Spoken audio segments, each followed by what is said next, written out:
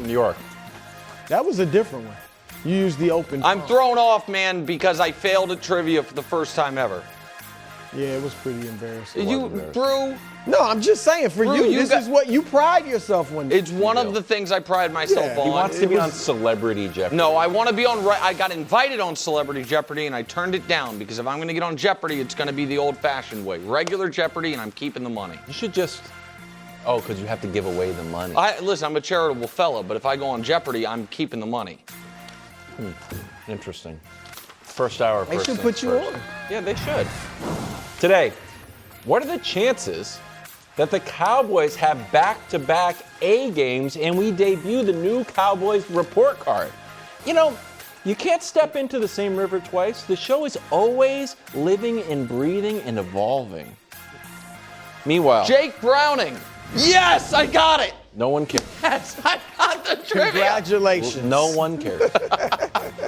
Flacco's bench, Shedeur not elevated, and he also gives one of the strangest interviews I've ever seen in my life, and I'm almost 50 years old. Almost. Well, in my mind, It's I'm one 50. of the strangest I've seen, and I'm slightly over 50. And finally, well, it's the best segment in all of sports. It's another episode as the committee met deep into the night. Indeed. Of tears. How is Marshall doing alongside Christmas star Kevin Watts? How's Marshall doing on the committee? It's very odd you ask. Marshall sadly was out sick. Oh, no. So I had to do the names this week. How was it? They're not as good. I have a way to save. They're not as good. I have a way to make tears better. The names. You almost said I have a way to save tears. How dare you? Tears is on the ropes. How Tears dare you? entered the ring with Mahomes mountain and is like, this is going to be just light work. And next thing you know, Mahomes, he's on the mat. I've got a way real quick for tears to be better as well. For you to put 10% of the effort you put into your AI intros into tears when you're just reading off a teleprompter with an old printer cord that doesn't even work. That's right. The headliner blames the opening act. Oh. Dusty and I were talking about new franchises before the show. Oh, my. We'll see. This is a big one for Tears. They need a must What? win. It's a must It's a win must for win Tears. episode. We start again with the man on the mountaintop. After his first 4 touchdown performance in ages, Patrick Mahomes set to take on the Prince and a very tough Jags defense. Nick, are you expecting Patrick Mahomes to stay red hot? He's back to the behind-the-back passes. Listen. That might be old footage. No, that's not old footage. Okay. Maybe it is. Do I think they're going to score 37 again? No, I would be surprised if they did that. Do I think that the Chiefs are going to look like the Chiefs as they have since the tackle that turned the tide? Obviously. And so, I mean, you laugh. Listen, you love throwing up numbers that Josh cooks up for you. These are very simple. Okay. Pre and post tackle that turned the tide, he has been back to MVP caliber. Dust, you can put him up whenever you want, but at this point, most of us, I assume, have him committed to memory. Oh, yeah. 5 touchdowns to 0 picks, a 120-something passer rating after a really rough opening 10 quarters of the season. And so, it's not just that. It's also that the Jags are one of 2 teams that he has played at least 5 times and never lost to, the other being the Niners. The Jags are a team that there's Mahomes against the Jags. 5-0, 108 rating. One of those was in a playoff game where he was unfairly maimed by a Jags defender and came back in. But here's the most important one. The Chiefs simply have to not turn the ball over. Correct. And they will beat the Jacksonville Jaguars. And Dust, this is the Chiefs the last 4 years. If they lose the turnover battle, they win more than they lose. If they win or tie it, they are 36-2. The 2 are week 1 against the Lions, where the turnover was a pick 6 and 2 years ago, and week 1 this year in Brazil. That's it. And the Jags have made all their money this year on forcing turnovers. They have forced 13 through 4 games after forcing 9 all of last season. So take care of the ball, and you win that game on Monday night. I would be surprised if he doesn't cook. Now, I'm not saying 300 yards and 4 touchdowns. Last week, 4 touchdowns, almost 300 yards. But I am thinking, Nick, 250-ish and 3 touchdowns. I think that's very much within the realm of possibility, and I think he'll be right around there. And I'm not so sure how great this defense is. The Jags defense. Yeah. Like you said, they force turnovers incredibly well. At least they have thus far. 9 interceptions leads the league. 13 takeaways leads the league. But here's the quarterbacks they faced. Bryce Young. I'm sorry, Wilds, but he's struggling. It's been a rough guy. All right. Jake Browning, who's been abysmal. He threw 3 interceptions that game, didn't even play the whole game. I mean, to be fair, Joe Burrow played started a lot of it. Right. Joe Burrow started. Yeah, but he played briefly. Mm-hmm. A struggling C.J. Stroud. Well, the last 2 quarterbacks are 2 of your favorites. Well, a banged-up Brock Purdy who showed guts and heart just by taking the field. He was nervous. Just by taking nervous. He's played in Super Bowls, Wilds. You think he was nervous to play against the freaking Jaguars? Well, I mean, he didn't play great. But I'm saying the last 2 quarterbacks, though, are quarterbacks you respect. Yes, but CJ again, and Brock. Purdy a little bit banged up. We'll get to that later. CJ's been struggling. And CJ has struggled. And so you said it, Nick, if they don't turn it over, and Mahomes doesn't turn the ball over generally, right? He's got 1 interception this year, and that really wasn't his fault. That was off the hands of Kelsey. So I expect him to play well. I expect them to win. And this defense, like I said, now you're facing the best quarterback in the league. And I expect also Xavier Worthy to just get better. I mean, that was his first game back. So I think he'll be better. What's his career high in yards? No, it was career high in receiving yards. Yards. It might actually, because he had a big rushing game too, so it might have. So I'm not sure, I know the narrative of he's back. That's not but the narrative. No, but he can do that again. Okay, I just don't know how much better. If someone sets their career high, I'm not willing to say he started getting better toward the end of last year. Oh, at the end of the year. Stop it. Prior to the Eagles he was game, great in the playoffs. He was awesome in the playoffs. He was better at the end of the regular season. I'm saying end of the year. Stop it. I know. This fly. I know. I'm going to kill him during the show. I don't know if it's showing up on camera. I mean, KW. But I would agree with you if his career high was. If he had 190. Yeah, it was like he hasn't had a 100-yard receiving game yet. Exactly. But I want to ask you. Because I did this last Wednesday. I have the perfect answer ready. It caused, honestly, a brief rupture in our relationship. One of the issues is, okay, you are Mr. Consistency, and you have just a lockbox of takes. I'm out here playing jazz. Yeah, I know. So you were like, you said, I'm like, did I say that? No. I'm like, so again, we're not rehashing, but so the audience understands the template of this. Last week when we were talking about the Ravens having a terrible defense, I asked the question, so wait, what if the Chiefs win but don't score a lot, like win 20-17? Will you come on here and say, not that, why couldn't you score? And I was like, no. A win against the Ravens is great no matter what. I don't know if I said that. Like you said, I have a lockbox of takes. I promise you did. Then they scored 37, and what did he do, bro? He was like, the Ravens are good. Poo-pooed it. He poo-pooed it. But now the flip side of that coin exists here. If the Chiefs win, in a win, ugly, offensively, 17-13, and the Jags defense, which we showed you the numbers yesterday, they have number 1 against the pass, forced the most turnovers, I think 5th in points, all that. If the Chiefs win 17-13, are you going to come on here and say, great job? It's just going to be It's just going to be a gutty, ugly, kind of That's what all of what last I like year to call, was. a boa constrictor Patrick Mahomes. That's what you're predicting? That's what I'm predicting. Gotcha. Mahomes is going to look at the graphic and say, Bryce 2, Browning 3, CJ 2, Brock 2. If I don't turn the ball over, we win. Fine. So what do you throw out some numbers for Mahomes? Yards, touchdowns. 221 and a touchdown. Wow. 220, 221 is very specific. I like that. 187 into, but I don't think I got to take a shot. Why so low? Because I just don't think, I think it can be, it's a Jalen Hurts-esque game. So I think it's just you think he's going to have zero completions in a half? You think that defense is that good? No, I just don't think, why take any risk? For the record, you don't need to knock him out. He wants to throw deep. I think so. Not against this team. Yeah, I mean, I think that KW, you are likely describing, at the very least, the first half.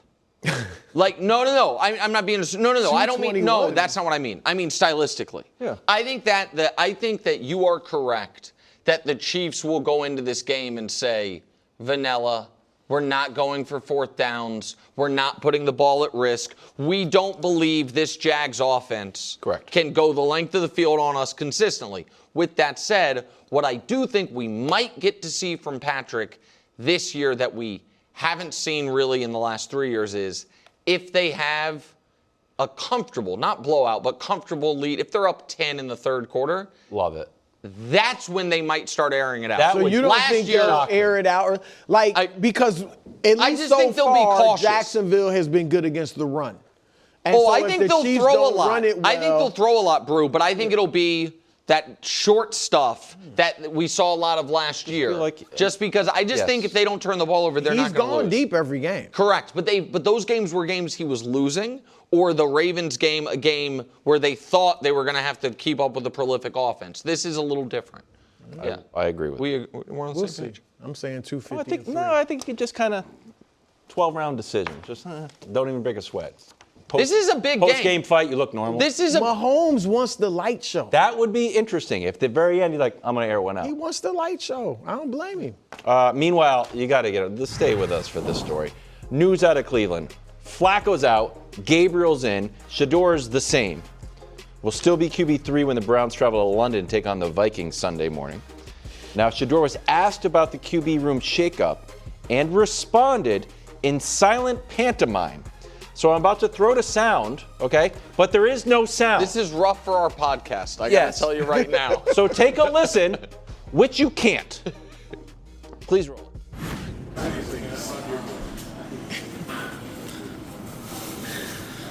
Vocally, anything to say?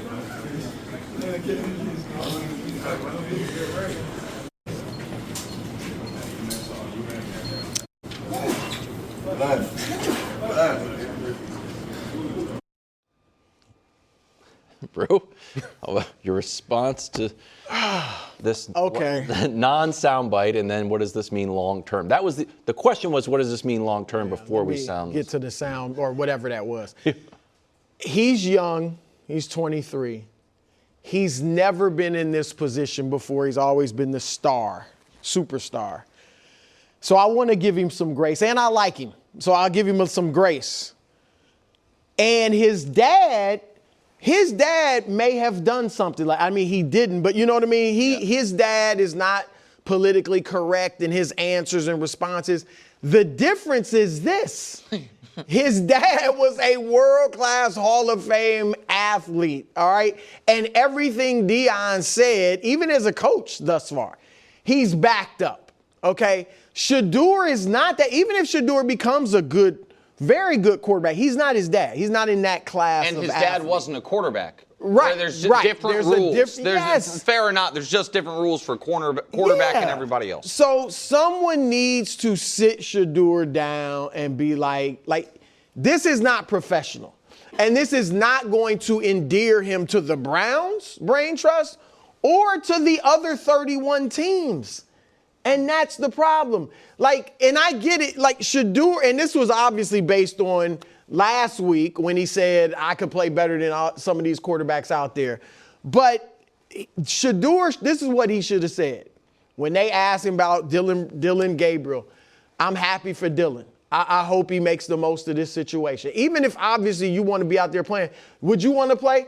Look, I have confidence in myself. I think I'm a good quarterback. Sure, I would love to play, but I'm not, so I'm going to support my teammate. That's it. Just leave it at that. So it's just a bad look. It's not the worst thing in the world, but it's a bad look for a quarterback. As far as quickly, Nick, what it'll mean for him, I think he'll get his shot. It all depends on Gabriel. If Gabriel goes out there and plays well and gives them a spark and they maybe win some games, the defense obviously is very good, Shedeur might not see the field if Gabriel's really good. And then next year I think they bring Shedeur back as a backup, I would think. If Gabriel, which is more likely, goes out there and is okay to bad, struggles, at times, then Shedeur will get his shot. And I think most people feel like this is what's going to happen. At some point, Shedeur will get his shot in several games. Yep. He'll be able to start several games. And so we'll see what he can do. But the interview not listen, this is perfect, actually. I mean, I agree with almost everything Bruce said, but it's perfect because there is now just enough almost credibility for folks that want to be like, no matter what the kid does, you guys kill him. Oh, yeah. You know what I mean? He comes out and says, what do you want him to say? Of course, he didn't say anything bad about his teammate. He just said, I'm better than, some of these other guys, and you killed him. In fact, some folks went on TV and said, shut your mouth. And now he does that. And you're going to kill him for that, too. So there's that's out there already. I think we have to just address that directly. That's sports media. That was Rex Ryan. So Rex Ryan eviscerated him. Rex said, get your butt in the front of the classroom, kind of implied he's not doing his studying, stop talking, all this stuff. And so I do think this, here is my no fake news hat on this. This is just an opinion. Here is my guess on what happened. Somebody in Shedeur's circle was like, hey, you know what you should do next time they ask you anything? Don't say anything in a response to that. They're like, that'll be clever. And Shedeur is so charming almost that because of the smile or whatever, he does have a vibe to him that makes him very likable and all of that, even when he's doing that. But it's just the worst advice imaginable. Yeah. And I feel like he has gotten bad advice for the last 9 months. That's interesting. And I hate it for him. Because I was not high on Shedeur, the franchise quarterback, the prospect. But if you guys remember going into the draft, all the criticism was about Shedeur the person, and I was on the island of, I think Shedeur the person's actually pretty great. I think Shedeur the player has some holes that we're overlooking. And I still feel that way. I think Shedeur is objectively a good kid. I think Shedeur has dealt with having a very rich, very famous father way better than most people I know who had very rich, very famous fathers. And I think that he is a good teammate, too. I think he's a hard worker. I think these things. I think he has been just led astray by whatever his media and interview training was. Because clearly he did terribly at the pre-draft interview process. Yeah. Mm-hmm. And now, how could an adult, I understand why a 25-year-old would think that's funny. And it is again, like you said, it's not a big deal, but you just have to recognize the job that you are applying for. And the job you have. Right now, the job you have is backup quarterback in the NFL, which is maybe the only. It feels like you're hanging on for dear life. Correct. Right. They just benched the starter and didn't bump you up. You know what I mean? This was a good opportunity to be like, hey, Flacco's going to be inactive third, mentor. Yep. You didn't even get bumped up there. But what nobody has explained properly to Shedeur, in my opinion, is in modern America, it might be the only job that exists where being famous is a negative, is backup quarterback in the NFL. Every other job, if you're applying to be somebody's IT pro, it's like, by the way, I've got 3 million on TikTok. I do funny dances. It doesn't hurt you. They might be like, oh, that's kind of cool. Gonna be good at the company party. I'm going through every job. The only job where they truly don't want you to be famous as backup quarterback. That's the job he has. He can't help the fact that he's famous.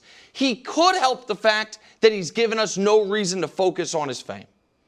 And that quote last week, while I don't think it's certainly not mean-spirited, and I think probably well-intended, was a misstep. And this is silly. This is silly, and I think he's getting bad advice, man. He definitely is getting bad advice. I hope it wasn't in response to Rex Ryan. Why? No, I think it was just in response to. I mean, Rex wasn't the only one. No, but the idea of that he should be quiet and this is how it does seem to line up, and maybe it's a coincidence, but Rex Ryan has no power in that organization. Correct. I think zero. Yeah. And his opinion. Now I sound mean-spirited. I don't want to be. No, but he's. There's only a handful of decision makers. Those are the only people you need to impress. Yeah, correct. And they probably live in Cleveland and they're in the building. All the rest doesn't matter. Except our advice. Yeah, well, we've given him good advice. He's still acting like he's that All-American college player. Where, if he was like a great NFL quarterback, you could get away with that. But what great NFL quarterback? I'm not saying the number one pick of the draft the number one pick of the draft just did an interview. He was like, "I'm going to keep it a buck. We asked." Yeah. And everybody was fine with it. Right, but because he was a starter. I did not like it. Yeah, right, I didn't like that either. But he's the number one pick of the draft. Like, you know what I mean? We got to ride with leeway. You. Yes, and that's the. I talked to Cam Newton about this literally yesterday before this came out. And Cam has a lot of empathy for Shedeur and a lot of feelings about when Cam was, he felt could have been a backup, but his aura was too big, all that stuff. But Cam Newton, when he was, growing that aura, was the Heisman Trophy winner, the best player in college football, the number one pick of the draft, the NFL MVP, took a team to Super Bowl, all these things. Great. Shedeur's a fifth-round pick. Whether people think he should have been or not, I think at this point everyone acknowledges he shouldn't have been the number one pick. He was not, you know what I mean? And once you're not a top 10 pick, Jackson Dart was a first-round pick. He didn't start. You know what I mean? It took Russ, you know what I mean, playing himself out of it. If you are not forget top 100 pick, a top 10 pick, you've got to know how to play backup quarterback.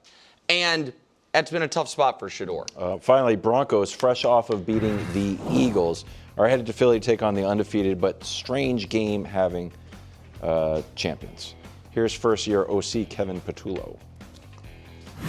First of all, like you said, it's a great problem, right? Because some teams don't have what we have. So it is a great problem. And really, the guys have been great with me. I've been around here for a while, so obviously I know them a little bit differently. But they all want to win, and that's the number one thing. They all want to win. They'll do anything for the team to win. So, whether it's somebody's getting the ball, somebody's not, when you watch it at times, there's guys being excited for other guys when they're making plays. And that's all we can really ask for is just hey, we all want to win. We're on the same page. We know it may be different from play to play or from game to game, but we want to win. Okay. Eagles this season are 7th in points with 27, 30th in yards, 30th in yards per play, which makes sense, and are 31st in passing yards per game at under 140, which is very strange. Yeah. Can the Eagles' offense get back on track?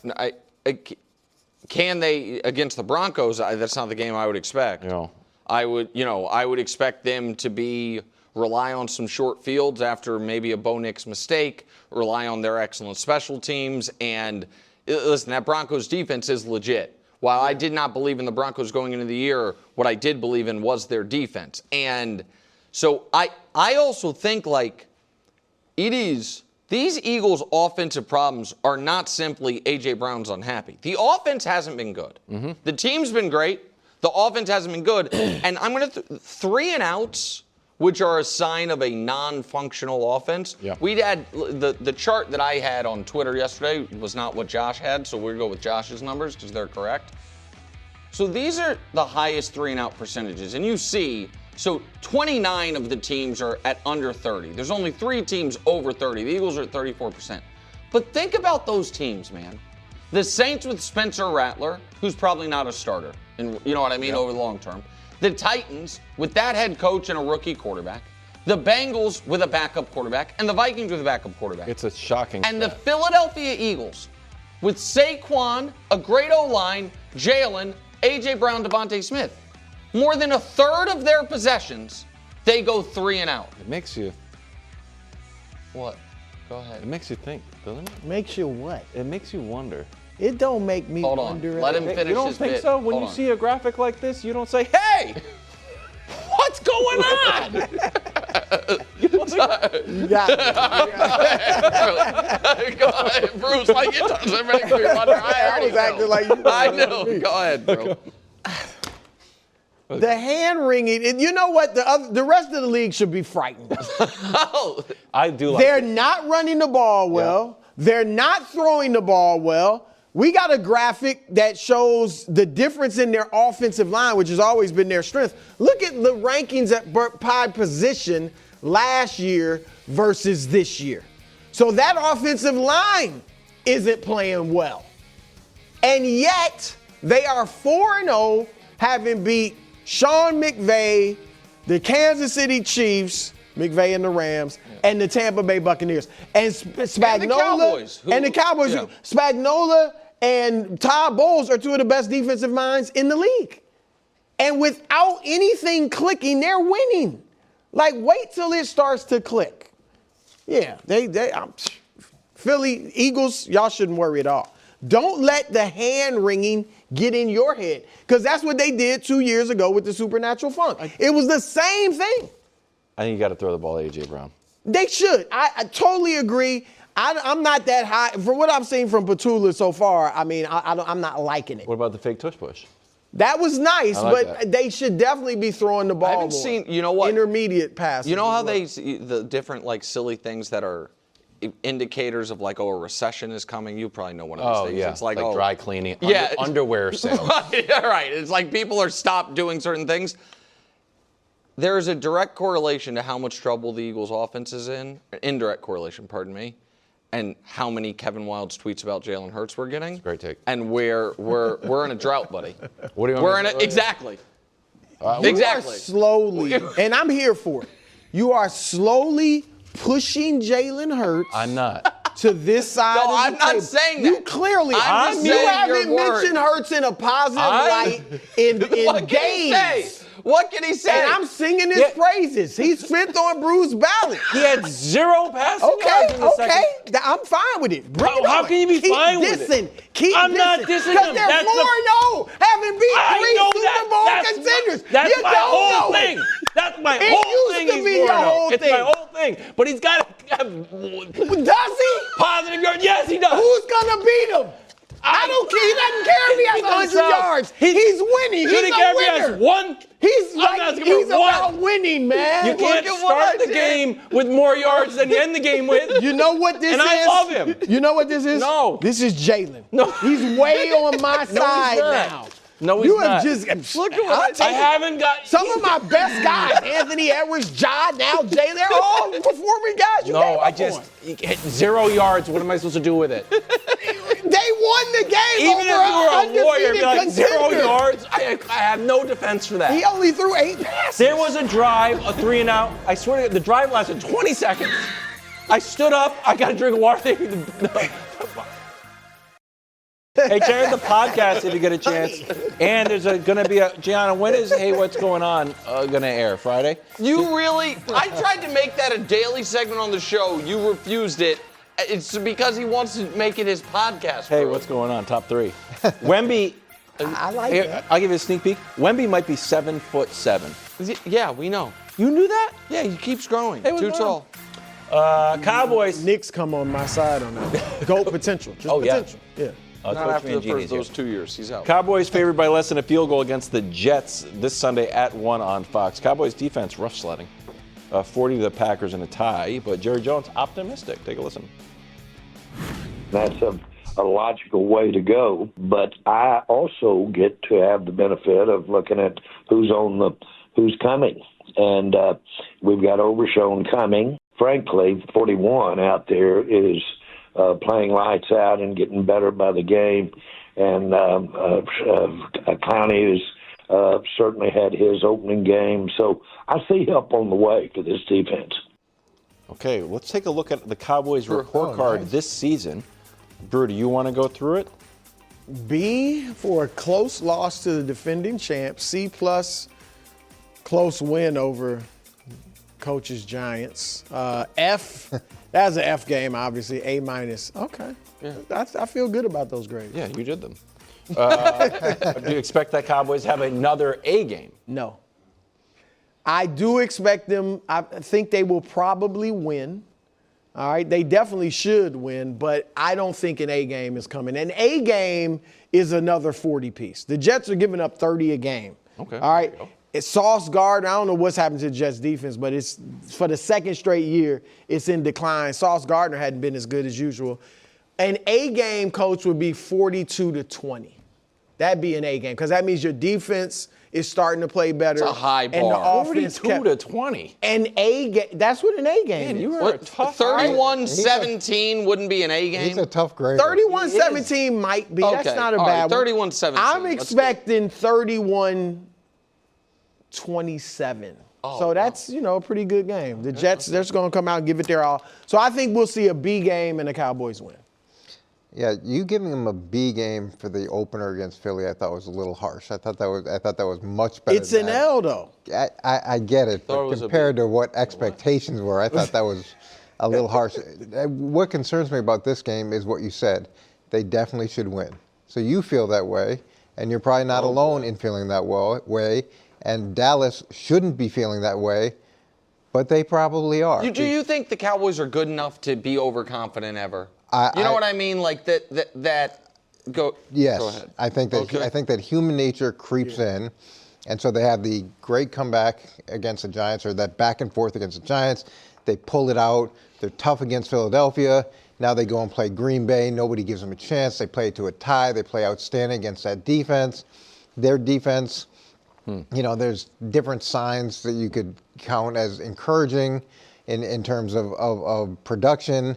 So now they're facing the Jets, who everybody has pretty much written off.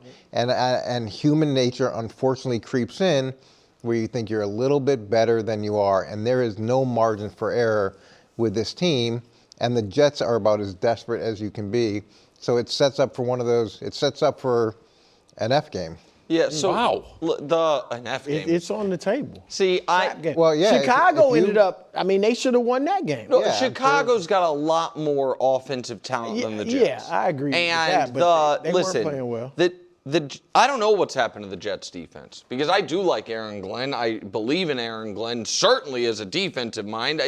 Obviously the door's still open. The jury's still out on him as a head coach, but I thought he had a lot of the prerequisites to make him good. That defense has allowed 34, then 30, then 29, then 27. So I guess it's trending in the right direction, one could argue, but it's still, that is not what we expected. I think the Cowboys, even though I am pessimistic on them over the course of the season, I see no reason why they shouldn't be 3-2-1 going into their game against Washington. I don't know if we can throw up their schedule. I do expect them to go to the Meadowlands and beat the Jets. And then the next week, they have the Panthers. And I think that they should be set up to feel like we walk into that Washington game with, second place in the NFC East on the line. Now, I think it could get quite hard for them after that. What, really? I mean, Denver will be tough, but Arizona. I think Arizona's the same caliber as them. I think the Raiders are the same caliber as them. And then every team they play after the Raiders until the Giants is better than them. So that's why I'm saying. Maybe the Vikings. Yeah, maybe. We'll see what JJ looks like by that point in the season. And so I think it could get tough for them later on. But I do think Dak is playing some of the best football of his life. And against a defense that hasn't played well and an offense that I don't trust at all, it would take a total letdown in concentration. Because I think this is one of the next 2 weeks might be the only 2 weeks left on their schedule where they are the more talented team. Arizona and the Raiders would be arguable, but where they are the more talented roster. The problem is, the second they start thinking that way, they're going to lose to one of those teams. Well, and I think they've been good. That's the thing. Like you said, should they be ever be thinking, we'll go in and win this game? The fact that for 3 straight years they won 12 games, most, Dak and a lot of those other guys, I do think that makes them susceptible to that because they don't see themselves like we and other people see them. Right. They've got the best offense and the worst defense through the first 4 weeks. Odd combo. Good news, The Bengals, everybody. we said, could they be the poor man's Bengals? And that's what they've been. Episode 4 of the Marlon Humphrey podcast dropped. What's on the timestamps? Glad you asked. 13-14, should golf crowds get rowdy? Good one. 38-39, movies, expectations, and Marlon on Titanic. Talked about that a little bit. And at 26 seconds, his take on how good the Ravens actually are. Take a listen. We are a good football team, but we're not that good yet. The Ravens are 1-3, and I'll say this: we've been here before, and we'll come back, boys. I actually personally have never been here before. Actually, 1-3, but that's okay. That's my squad.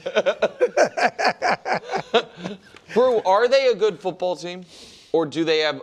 I do think they're a good football team. So when they're healthy. So no, but or even when Lamar is healthy. So even without some of their defensive. I just wonder if they are right now a good football team, or if they have, and this people might think this odd coming from me, just an all-time great player.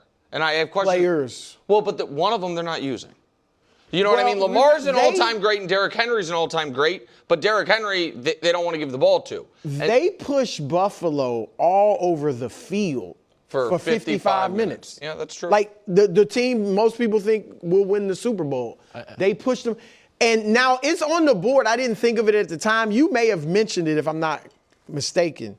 Maybe that loss really messed them up more than we thought mentally. I don't know. But even if, look. The loss to Buffalo. The loss to Buffalo, the way it happened, and they lost to Detroit and Kansas City. Now, I know they look bad in the game against the Chiefs, but I'm just saying most teams in the league will lose to those teams. And then they didn't just survive the Browns, they pounded the Browns.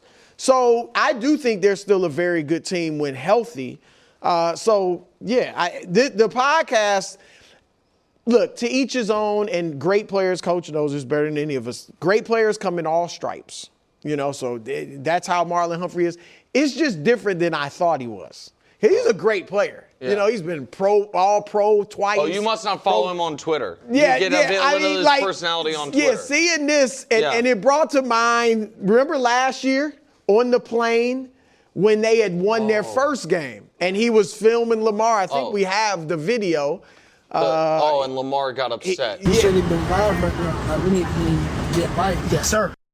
Yeah. Yeah, like he's silly. Yeah. And that's fine because there's some great. But I don't see Ronnie Lott, Ron Woodson, Ed Reed. I don't see them doing this. I'm just saying. Ed Reed. I'm just saying. There's something on his YouTube channel. It's called Pizza Crimes. Marlon Humphrey? Yeah, horrible pizzas. And he's kind of a silly. I thought of him as more of an intimidator and all that, but he's not. But he's still a very good player. Yeah, that's how he can play. So I didn't think I'd be saying this early in the season, but I miss Micah's podcast. Like watching that makes me really nostalgic for Micah's podcast. Good production quality. Yeah, and I really wish he would come back. And maybe that's his was at least a little more. Yeah, it was serious. great, and maybe that's part of why he's missing his mojo up in Green Bay right now. One bad But game. if we could get that back, we talk all the time in the NFL about next man up because that's what you have to say, and you have to project that in the locker room, and you have to make sure that everybody feels like you have a chance to win. But the problem is when it gets to be next man up,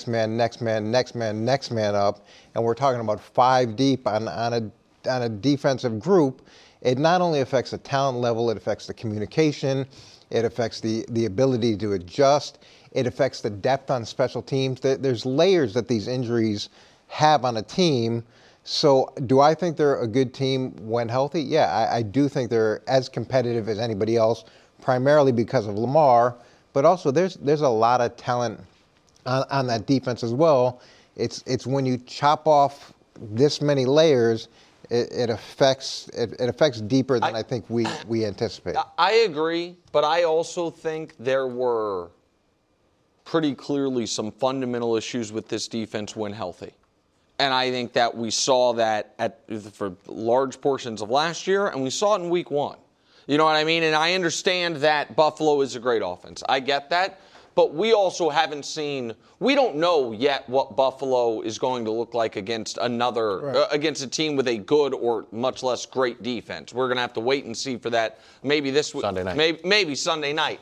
But I think that Baltimore's defense, it seemed like, to me, there were concerning. I thought the Jair Alexander signing in the offseason was a canary in the coal mine of, they might have some problems. And I said it at the time because I know some people liked him and he just hasn't been healthy for them this year, so we can't really judge that signing yet. He played in week 1, but since has been like a healthy, unhealthy scratch since then. It's weird.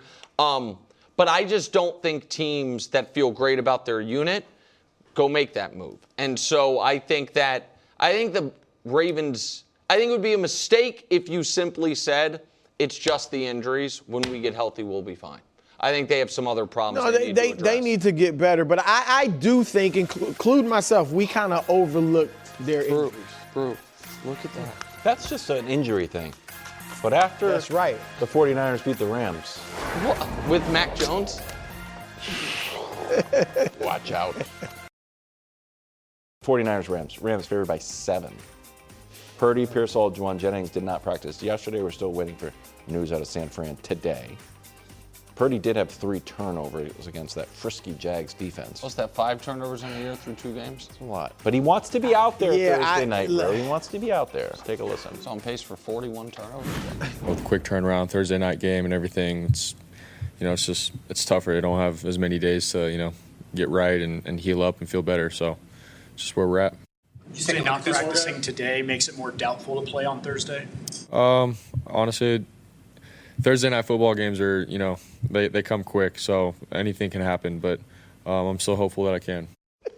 Okay, I think this is a silly question to ask, but are the 49ers better off sitting Brock Purdy? You think it's silly because it's obvious? If he's banged up. Yeah, I mean, Mac Jones was like, they're the best defense. I'm looking forward to playing them. And they were like, well, first of all, I mean, to go out there, I said the same thing about Baker when he was in Cleveland. He played through the shoulder injury, which I think was worse than this.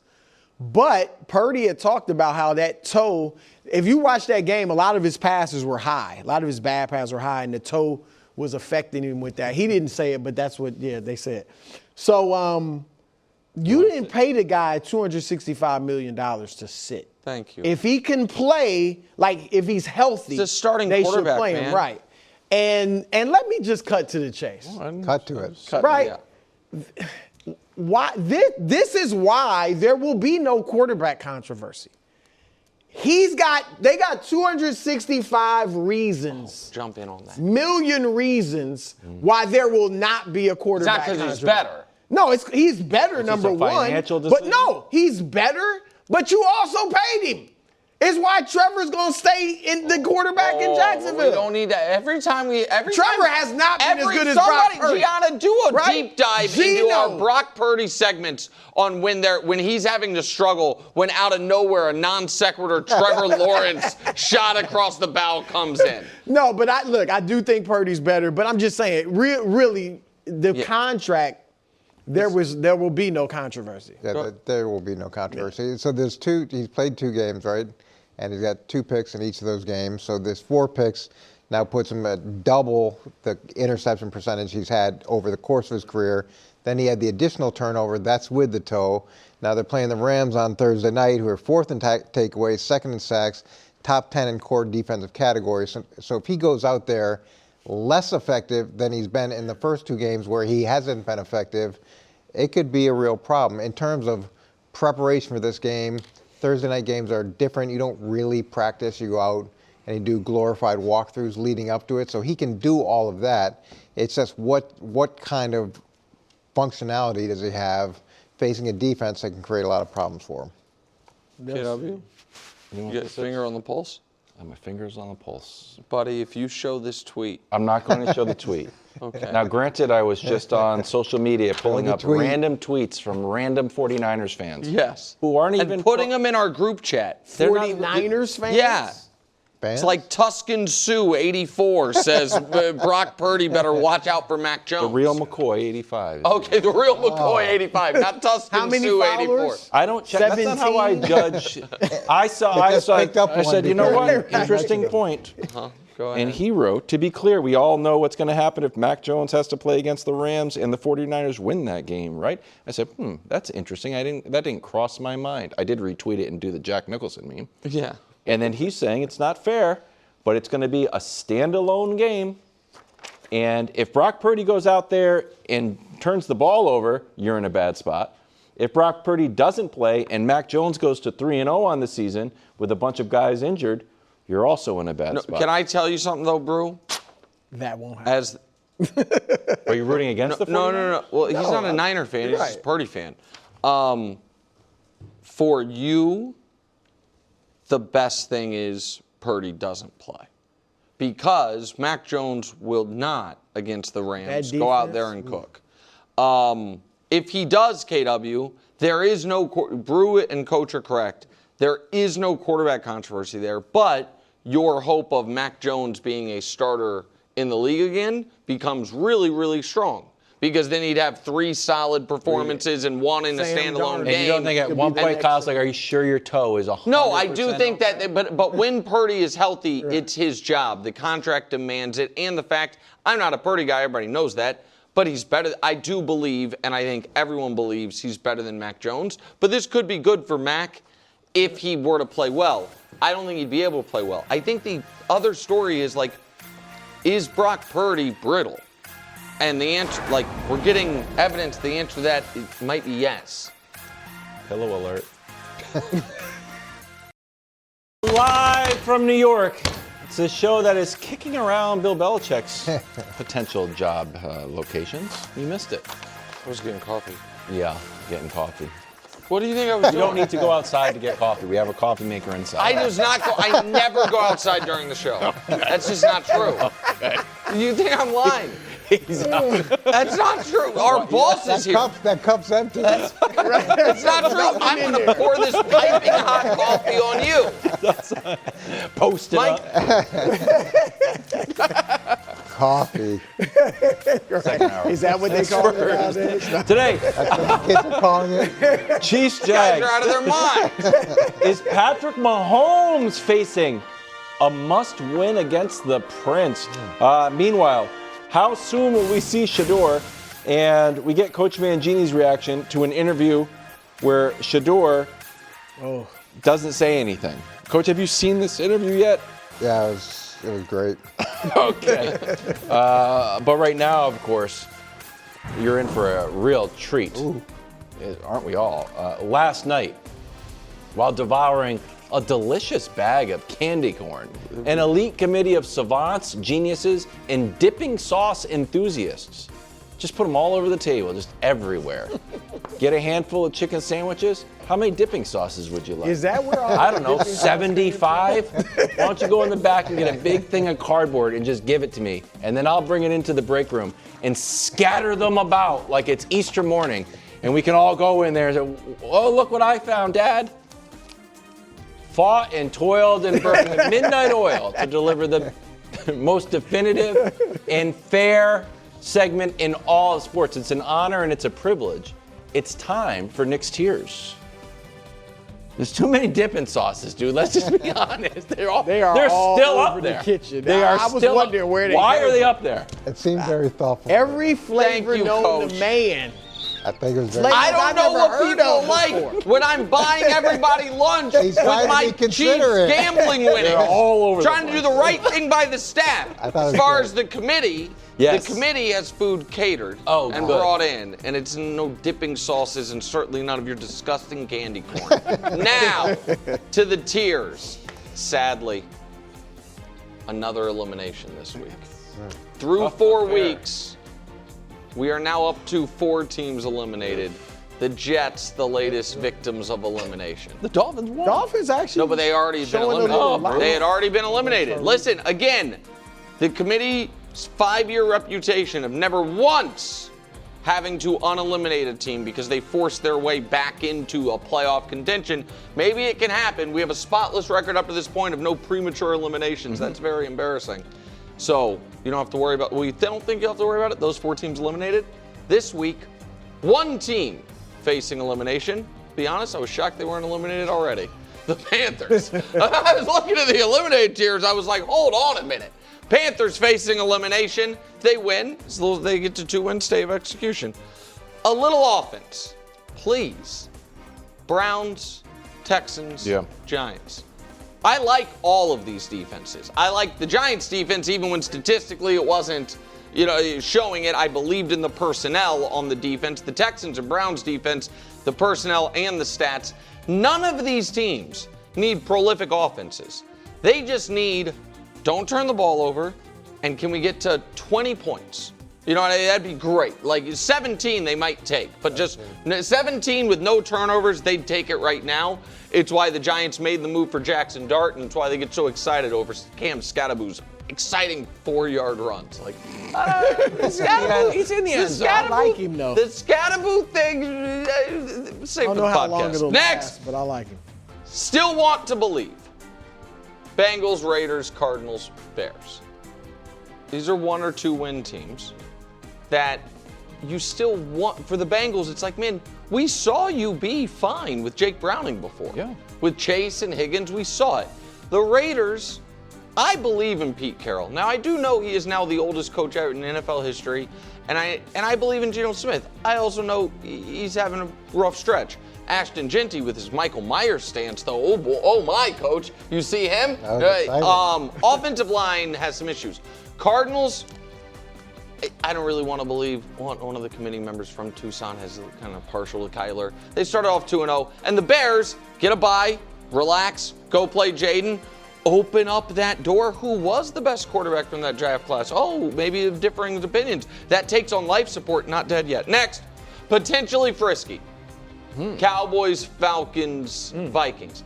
Cowboys, it's obvious they have a great offense, so you're potentially frisky. Falcons very up and they got 30-0 by the Panthers. Very next week came out and put 34 themselves on Washington. I understand Jaden wasn't playing, but that's not a defensive thing.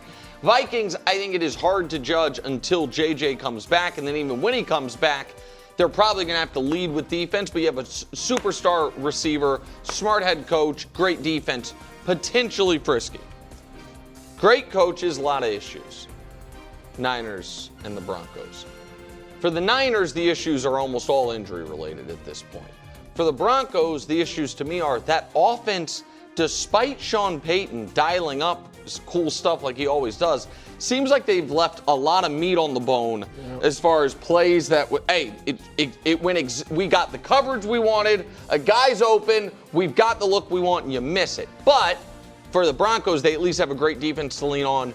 For the Niners, they have almost a quarterback-proof offense as long as he's not turning the ball over 5 times 2 starts. I mean, it's hard to overcome that. That's a lot. I mean, maybe. Patriots-Steelers. I want to start with the Steelers here because I have been a skeptic. And either I said, and I took it from Brew, or Brew said and he took it from me, no way to tell at this point, that Aaron Rodgers was going to lead Mike Tomlin to his first losing season of his career. Right now, that doesn't look like it's going to be the case. It was. Okay, then now it's my take. All right, no problem. He's getting the ball out of his hands quick, and DK Metcalf's been really good. The Patriots, it's eye of the beholder stuff. You could look at it and be like, man, if you don't turn the ball over 5 times against the Steelers, you're the team that's 3-1, and Drake May's getting better and better. Another way to look at it is they still just don't have a single offensive skill position player that scares you, but maybe. First, second, and third. 3 teams that quarterbacks were taken first, second, and third in their respective drafts, who right now, for certainly Jacksonville and Seattle, need those quarterbacks simply to look like players who deserve to be taken first or third in their draft because the defenses are really good, and they'll be legitimate teams. Washington is relying on their quarterback being the reason they're a legitimate team. But for any of those teams to move up the tiers, they need their quarterbacks to play like they deserve to be drafted first, second, or third. This is the Paul Rudd meme, the look at us. Oh, yeah. Who could have imagined? Yeah. Who'd have thunk it? Colts and Ravens in October on the same line. One of them's 1-3, one of them's 3-1. Who'd have thunk it? The Colts are not higher because of the belief of them, lack of belief going into the year. The Ravens are not lower because of the belief for them coming into the year. And right now, at my heart of hearts, I still believe the Ravens, with a healthy Lamar, are obviously better than the Colts.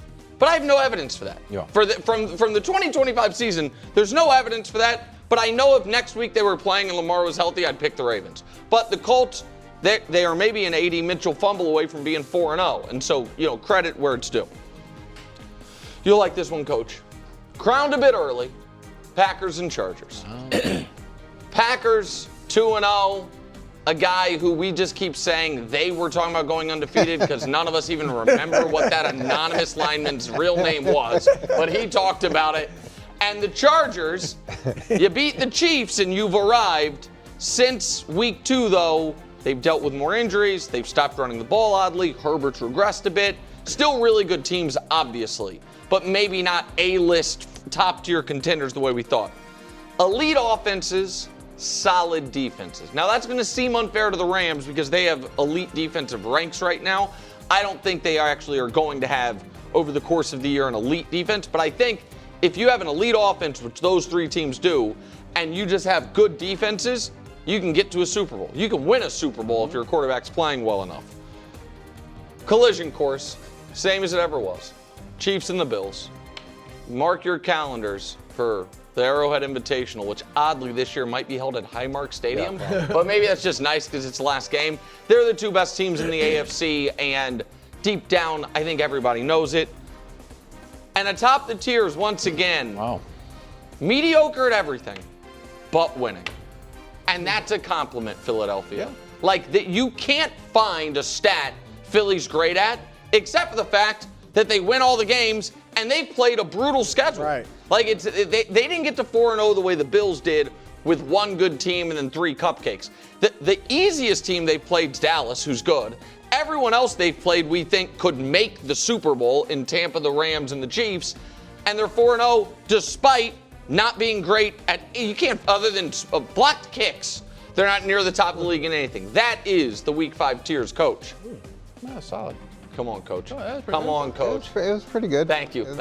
For him, that's like the highest praise. That's like the dad that never says "I love you." You did all right there, son. There are some encouraging things. Some things we can build on here. Yeah. The love of Kansas City, I get it. But to have them above Detroit at this point, I don't think is fair or accurate. And one of the things that I was so concerned about coming into the season was the 2 new coordinators. And we saw it with Philadelphia, but they chose to get new coordinators, where Detroit, their coordinators both left. And then there's the what's going to happen, how long will that transition take? And we're seeing it happen very quickly, where both the offense is responding and the defense is responding. Started Nick's lies. But what's your quote?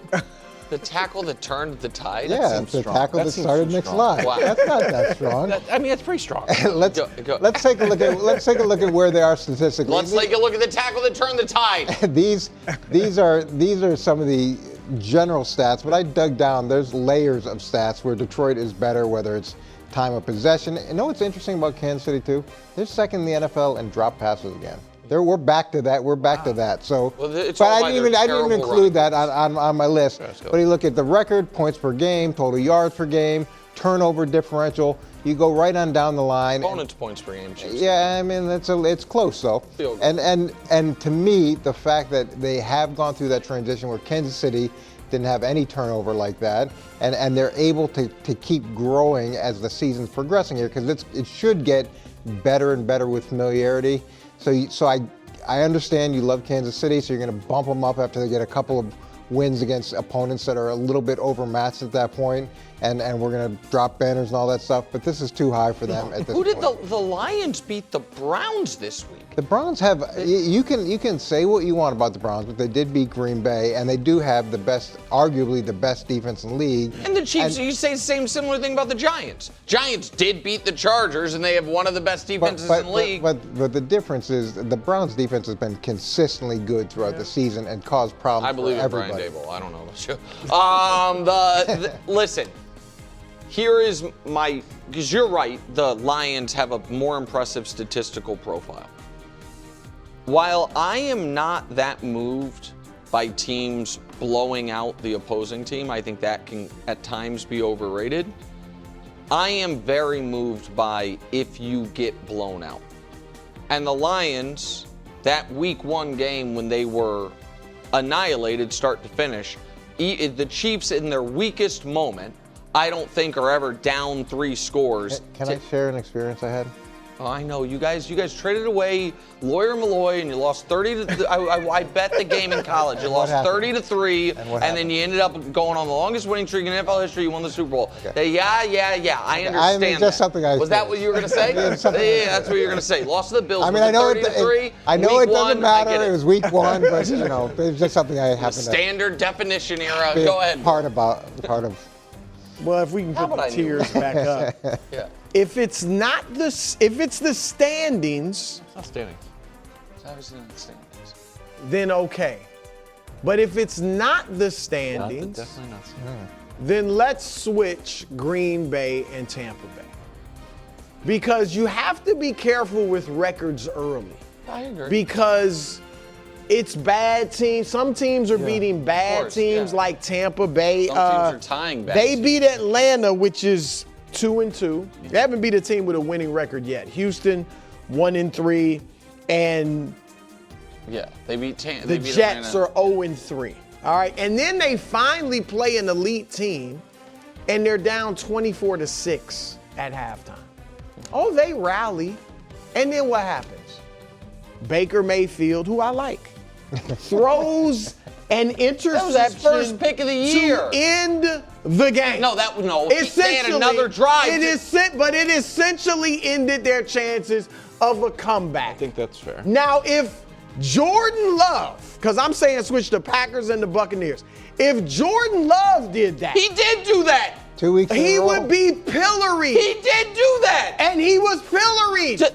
But Baker, now, did Jordan Love lead the league in interceptions last year?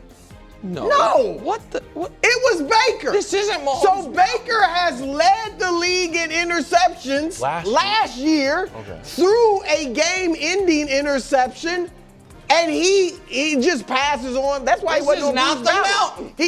mountain. But it is your quarterback of these teams. I'll get to the rest of the stuff. All right, so J-Lo, in fact, I'm still here. Let's see. Because quarterback's such an important This is position. not the mountain. J-Lo has Baker beaten by a mile in everything except TD interceptions, and that's even. All right, so the quarterback is playing better. I give Baker credit for the comebacks, but they were against bad teams, and he hasn't been playing great like all games, the game's entirety. And then the defense. The Packers have played, they got a great win. Tampa Bay does not have a great win yet. And yet, Green Bay's defense is rated a little bit higher, already playing a tougher schedule than the Buccaneers. So I think Green Bay, that last week, trust me, trust a brother, was an aberration. They went in there, they were like, man, we're going to stomp the Cowboys. Micah's going home, he's going to have 8 sacks. I know, but that's not a and positive. but they took them lightly. What happened the previous How could they take them lightly after they lost the Browns? Here's what happened. Wild said, what happened previously? Here's what happened previously. They were allowing 13 points a game. Yes. Having played, they held the number 1 scoring team in the league to 13 points. Yes. 21 below their average, that being the Detroit Lions. Okay, can I? Week 1. That's fine. But week 1 counts. That's right. Week 1 was that preseason? No, let me tell you a story as a Patriots fan. Hold on. Oh, about week 1? That's the story. The Patriots went up to Buffalo. just traded Lawyer Malloy. No, that's the story he just Big told. story. Tell us more. Can I? What happened? Can I respond? Watching the game, my buddy Jesse says. I want to hear what in the world you're going to say about this. I am flabbergasted that you think the Packers, after the last, it's not the standings, but we played 4 weeks. Yeah. 2 of the 4 weeks have been objectively, wildly disappointing performances. And you want me to move them up. Week 1, they were unbelievable. Week 2, they were excellent on the Thursday night when we were landing in Kansas City. 50% of the time. Think about how, bro. And then since then, they have had an F game, Yeah, they haven't won trademark since we Brew, were in and Kansas then City. a D- game against the Cowboys. Forever Every ago. elite team in the league has had bad moments. I understand, but it's half their know season. that. You Brew, know that. they played 4 games. 2 of them have been awful. Tampa, but I'm just saying, I didn't say move them to the top. I said move, or even close. I said switch them with Tampa. Tampa needed heroics to beat 3 bad teams. Bro. And then they play a good team when and we get were in slapped Kansas? all At least over the they place. didn't tie any of those bad A teams. tie is better than a loss. I'm not hating on the tie. But they didn't lose, Brew. Brew, is a tie better than a win? You said the Tampa No. Bay needed heroics to beat bad teams. Yes. The Packers The Cowboys have have played. one of the best offenses Oh in the my league. God, the Cowboys You lost. know this. Okay, go ahead. I don't think he agrees. I'm back. Guess what? This Sunday night, all the eyes of the football world will be looking at Buffalo. And the Patriots, yet again, are on the doorstep of destiny. Dude, this is not a thing. We're on the doorstep of destiny. Bro. Tackle that turned the Yet tide is again? not a thing. Being on the doorstep, tell that to my tattoo. doorstep of destiny is definitely a thing. You said this about Drake May yesterday. Well, Drake May is the quarterback of the team on the doorstep of destiny. What Now is- the team's also on the doorstep of destiny. Drake May is just like there leading everybody on the doorstep of destiny. So how are the Patriots doing this season, Wilds? Are you just like a fan of the Patriots? Because isn't James Cook just going to run all over the Patriots defense? I don't think so. Our defense is good. Tied for 10th. It's not great, but still 20 points a game. I'd like to get that under 20. It feels better. And nobody can run on us. We're actually pretty good. Only giving up 78 yards per game, tied for second. Only 2 touchdowns, which I was shocked by. Now, granted, Aaron Rodgers threw some in there, but still. Great defense. So James Cook will be somewhat neutral. And I know what you're thinking. What about Josh Allen? Josh Allen's excellent. And coach, I don't know what to make of this graphic, but I put it through the something or nothing machine, and it pumped out something. Since Brady left. Since Brady left. No, it doesn't. No, so since Brady left, it's like Josh Allen owns the Patriots. 6-1, all the stats are great. Since 2023, look, still 2-1, but all the numbers are down. Passer ratings way down, turnovers way up, total yards way down. And maybe it's just the way the Bills decided to play. Maybe it's Patriots specific. Maybe it's like, man, we've seen a lot of this guy. We can throw a lot of different things at him and maybe something will work. And finally, as I've mentioned several times in a storyline that is going to pick up some steam as we head towards Sunday night, it's revenge season for Stephon Diggs back in Buffalo. Highest completion percentage. What a union. He's in 2 great relationships. Steph is. Highest completion percentage by a quarterback wide receiver duo this season. This reminds me of like Kelsey Mahomes type stuff. Just great duos. Close your eyes and think of it. Wow. Wow. Something. That's something too. Go. Can I just put the cheers back up if we could? Move us up a little bit. Where? We're on the doorstep of destiny. There you go. You almost saved it at the end. We're on the doorstep of destiny. You are just right up. Stop. Hold on. Second, third. Or who to dunk it? Hold on. You told me. Hold on. You are turning into a bad teammate. How so? You are not staying within the conceit of the segments. Yesterday, for the Drake May thing, you didn't, the whole idea of the mountain, take this guy, put him here, put this guy there. Instead, you just gave us 3 minutes of a love letter to Drake May, and then you were done. The whole idea of tiers is this team is improperly ranked. You just gave us 3 minutes on why the Patriots are going to beat the Bills. You just did your upset alert for this week. You could just run it back. It has nothing to do with who do you want. Who to thunk it? What? Move up to who to thunk it. We're great. I'm just letting everybody know we're on the doorstep of destiny. It's great. It's all going to happen on Sunday night. And people are like, wow, you were right. If it doesn't happen on Sunday night, there is a 1-week ban for this show on the Patriots. That's fair. Okay, we'll talk more about the Jets. How about that,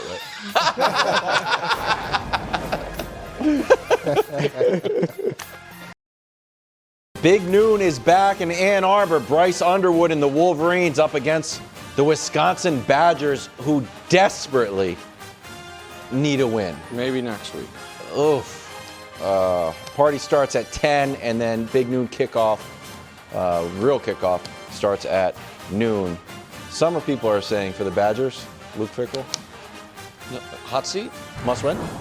Oh, speaking of, we are in an unbelievable moment in this show where all three of you guys have 1 win apiece, so it's a must win for everybody here. Brew won the last match. That's crazy because we've done 4 of these.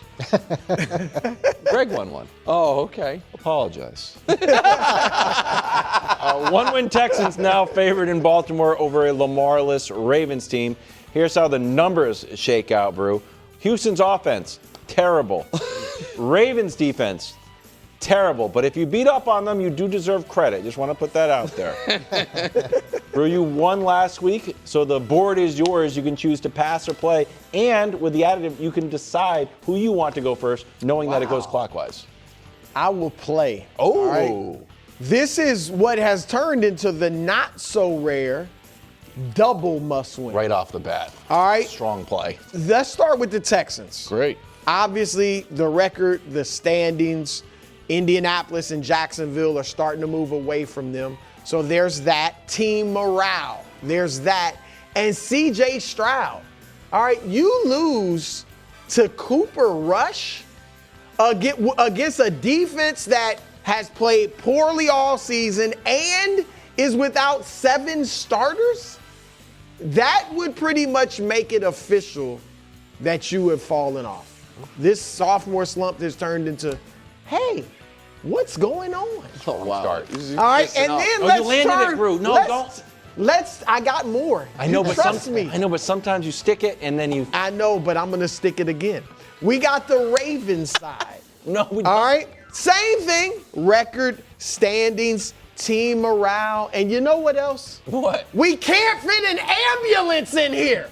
What am I gonna do if they lose this game? Not bad. All right.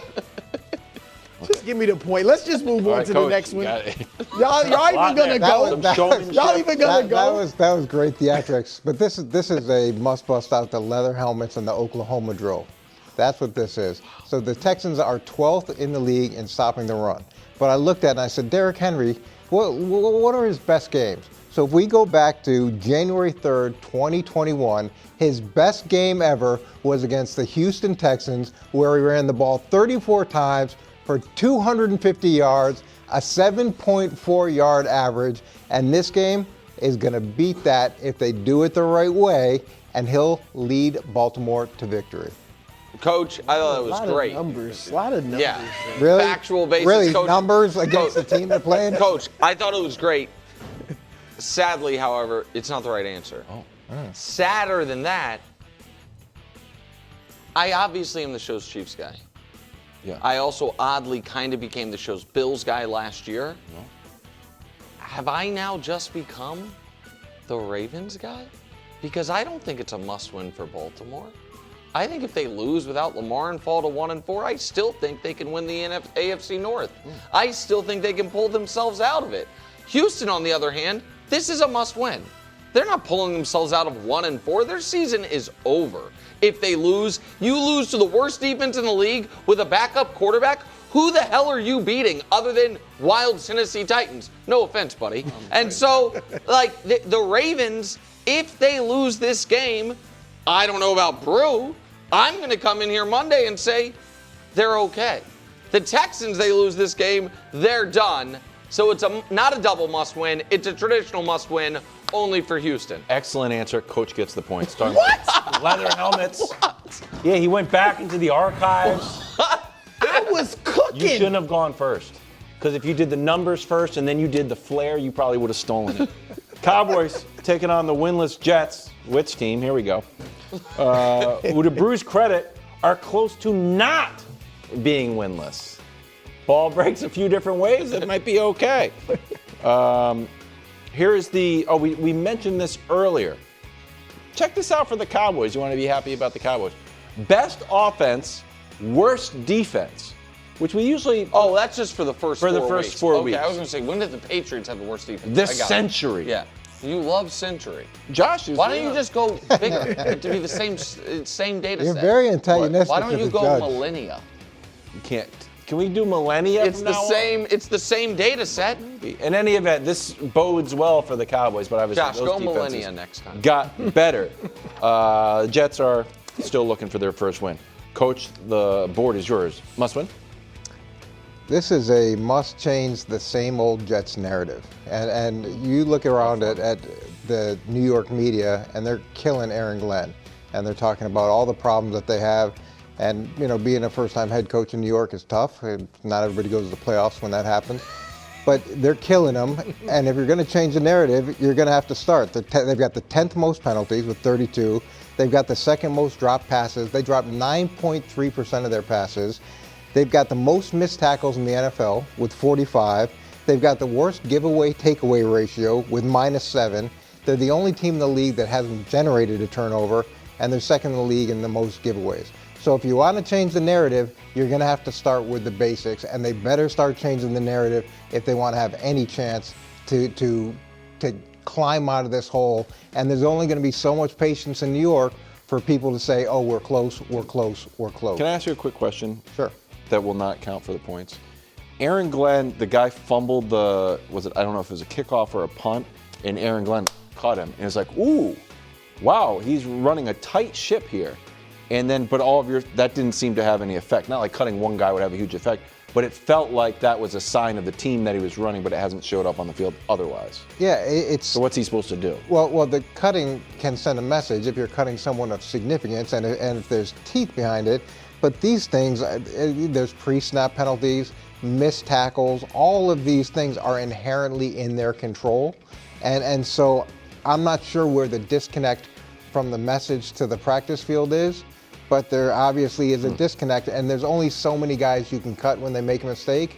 But when you lead the league in missed tackles and you've got this many penalties and you're second in the league in drop passes, you can't cut everybody. Good, that will count to the point. Okay. Listen, I think the Cowboys are who they are. I think they've shown it to us with the Giants and the Packers game.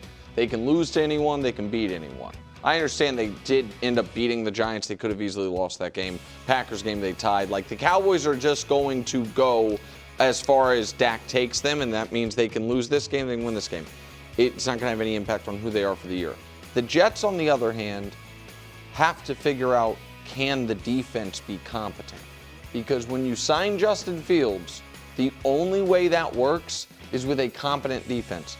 The most jarring stat in the NFL at the moment is this. Justin Fields has played 25 games in his career. You don't like this? I saw it yesterday. You don't think it's anything? I thought it was unfair. What? Can we hear the stat? Sorry, Yeah, I didn't mean to jump your stat. Go ahead. There have been 25 games Justin Fields has started where his defense did not hold the opposition to 20 or under. They are 0-25. He has never once won a game as a starting quarterback where the defense didn't hold the opposition to 20 or less. So if he's going to be your quarterback, you better have a kick-ass defense that can then lean on his rushing ability, because he's not going to be able to participate in even a cap gun shootout. I don't want to undercut your stat. Okay, well, you just said you hated it and you slumped in your chair when I brought it up, so I think your job's done. I didn't mean to, but I saw that because I was doing this podcast with Gianna, and it was going to be number 3 on my hey, what's going on list. Sounds like a great podcast. It went through those games. He lost one of the games like 38-40. Okay, so That that, was like, yes, it was like there was some that I like, understand. There I might- read it first and I was like, oh, and he's losing stuff 35, 37. I don't think there's a lot of those, KW. I think it's far. I don't think it's an unfair number. I agree with you. There were games with the Bears where he did lose shootouts. Yeah. But it's not unfair to say he's literally never won a shootout. He's never won a mid-scoring game. Feels very antagonistic what you're doing right now, Nick. I don't play favorites to the judge. I don't even think so must win. Let me go ahead and settle this thing. It's a must-win for the Cowboys and not the Jets. All right? Wow. The Cowboys, coach, they are in the rare position where there are no expectations. All right? Nobody's thinking S-Bob anymore, even though they got the highest paid quarterback in the league in his prime, playing great. All they have to do is make the playoffs, and they're going to throw figuratively, a parade in Dallas. Not literally. All right, not literally, but figuratively, they will throw a parade if they can get to the playoffs. This is beyond a winnable game. They got the momentum from a tie. From a tie, they have momentum, so they have to keep it going. For the Jets, we know what the Jets are. The season's over for the Jets. This is now about changing the culture. That's all this is about. Yeah, I know. And I've got a message for Jets ownership. Dan Campbell, who was Aaron Glenn's boss a year ago. Don't panic. Don't read the back pages. Don't worry about what the fans are saying. Dan Campbell started 0-10-1 in Detroit. They won 3 games his first year. And look at them now. So if Aaron Glenn goes 4-13 and everybody's saying fire him, hold your position and keep him because good things are around the corner. Hired the last guy after what, week 4 last year? Yeah. No. What was that? I'm saying it's What? pretty All of crazy that guy. Yeah, I'm sorry. energy, like pizzazz, none of that gets a point. God. This is the bonus. I'm misreading the judging. This is a bonus round, though. Chiefs-Jags, Monday night. 2 show favorites, and Nick, you get to kick us off here. Career head-to-head. We've seen this a lot. Mahomes undefeated against Trevor and dominates in pretty much every category. Not pretty much, literally every category. Odd question here. Must win? Listen, I don't know if the judge wants pizzazz, as Brew put it. This is a bonus or round. cogent analysis, pardon me. Stumbling. I've lost points. I've been docked points for stumbling. I'm just saying. Literally, coach, it's crazy. This is not a must-win. For either team. What a take. The Chiefs will be fine. The Jags will be fine. The Jags are going to win the AFC South, even if they lose this game. And the Chiefs, if they lose this game, are still the Chiefs. It will be a great test to see if the Chiefs offense can keep on the roll it is and see if the Jags can punch up in weight class. But this is an A-list AFC contender and a B-list AFC contender. They'll both be fine. The rare double not must win. Correct. Unprecedented in show history. Must win for Jacksonville. The Chiefs are indeed the Chiefs, win or lose. But if you haven't noticed over the past couple of weeks, the Prince has all of a sudden become not even just Trevor Lawrence. Like there's nothing there. There's no affection. There's no history. He's just another quarterback. The way to get back in Nick Wright's good graces for the Prince is to beat the Chiefs. Beat the Chiefs. I got to tell you, Brew. He will give him You love. don't know me well. That is We not the will way to see get back the in my wig good graces. again. Nobody's going to think the Chiefs are done. It's the vaunted double must win for Nick Wright, where the Chiefs win and the Prince plays well, so he gets to go back to his take that the guy's good. I've got the wig on standby at any point in time. Excellent takes as always. And in a shocking turn of events, Nick Wright takes home the must win. I knew it. I knew the no must win would get I it. thought The Coach double don't need it. You know what I wanted to see? I wanted to see a Travis agree with Hunter that. must play well. What's going on? Bust alert? Hey, I wish we had gotten what's the New going England on? one. Saturday, ALDS on Fox and right here on FS1. Look, we put the Red Sox in already. playing the Blue Jays. Well, the Yankees are on graphic too, buddy. Yeah, but because one of them is going to be there. yeah, but probably the Red Sox. Or you might see Aaron Judge. Prime Performance, sponsored by Liberty Mutual Insurance. Only pay for what you need. That makes sense. Browns bench Flacco. Going to start Dillon Gabriel against the Vikings. Shedeur still at third on the depth chart. He was silent today, but he did say something. But he actually didn't say anything. Take a non-listen, Coach.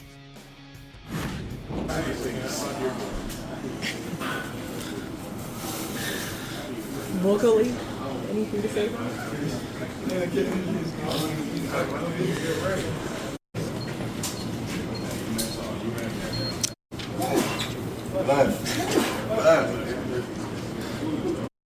Coach, did you love that? It's great. I don't think he's a bad kid, but he makes bad decisions, and he's in a really great position right now. So Dillon Gabriel's going in. He's got to play overseas. He's got to play against the Minnesota Vikings. They pressure 35% of the time. It's complicated reads. Who knows how good he's going to be? And Shedeur is going to be bumped up sooner rather than later. The owner obviously was part of drafting him. He wants him bumped up. People want to see him play. But when you do things like that, it's counterproductive. It causes headaches for everybody in the building because now the head coach is going to have to talk about this. He's going to have to talk to the owner about it. He's going to have to talk to the GM about it. He's going to have to talk to the kid about it. Everybody else is talking about it. And it just screams, I need attention, when he can get a lot of great attention by when he gets his opportunity on the field. And again, I don't think he's a bad kid, and he seems pretty likable personality-wise.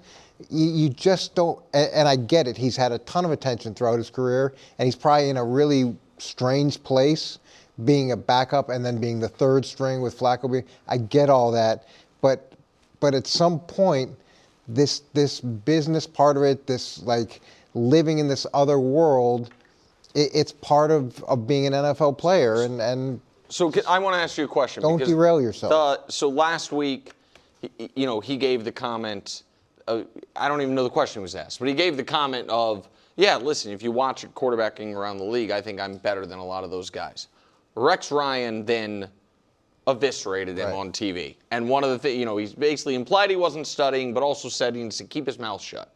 Or either shut up or keep his mouth shut. A lot of people, myself included, think this is in response to that. If you were advising Shedeur, after that Rex thing happens, like, hey, the media might ask you about it, might ask you about this, what would you have told him to say?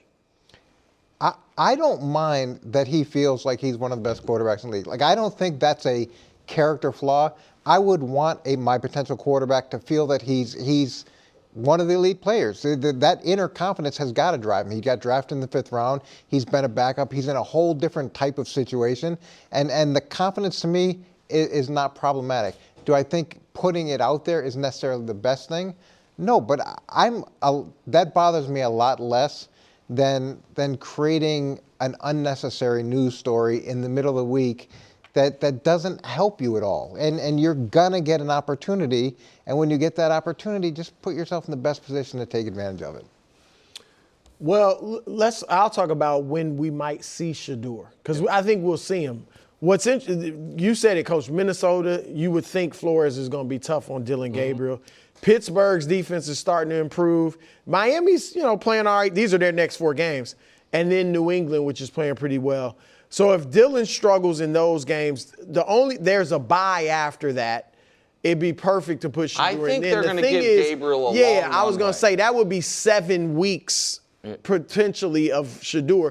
Although I guess if Dillon struggles in these games, you could play Shedeur coming off the bye, and then it kind of maybe it goes back and forth. I don't think that works. I think they're going to give Gabriel a long runway. I don't think this runway is going to be that long. Okay. I think it's really because I imagine that the owner is going to say, if Dillon goes in and doesn't do well, he's eventually going to be like, I don't want to see Flacco again. Put the other kid in. Let's see what we got.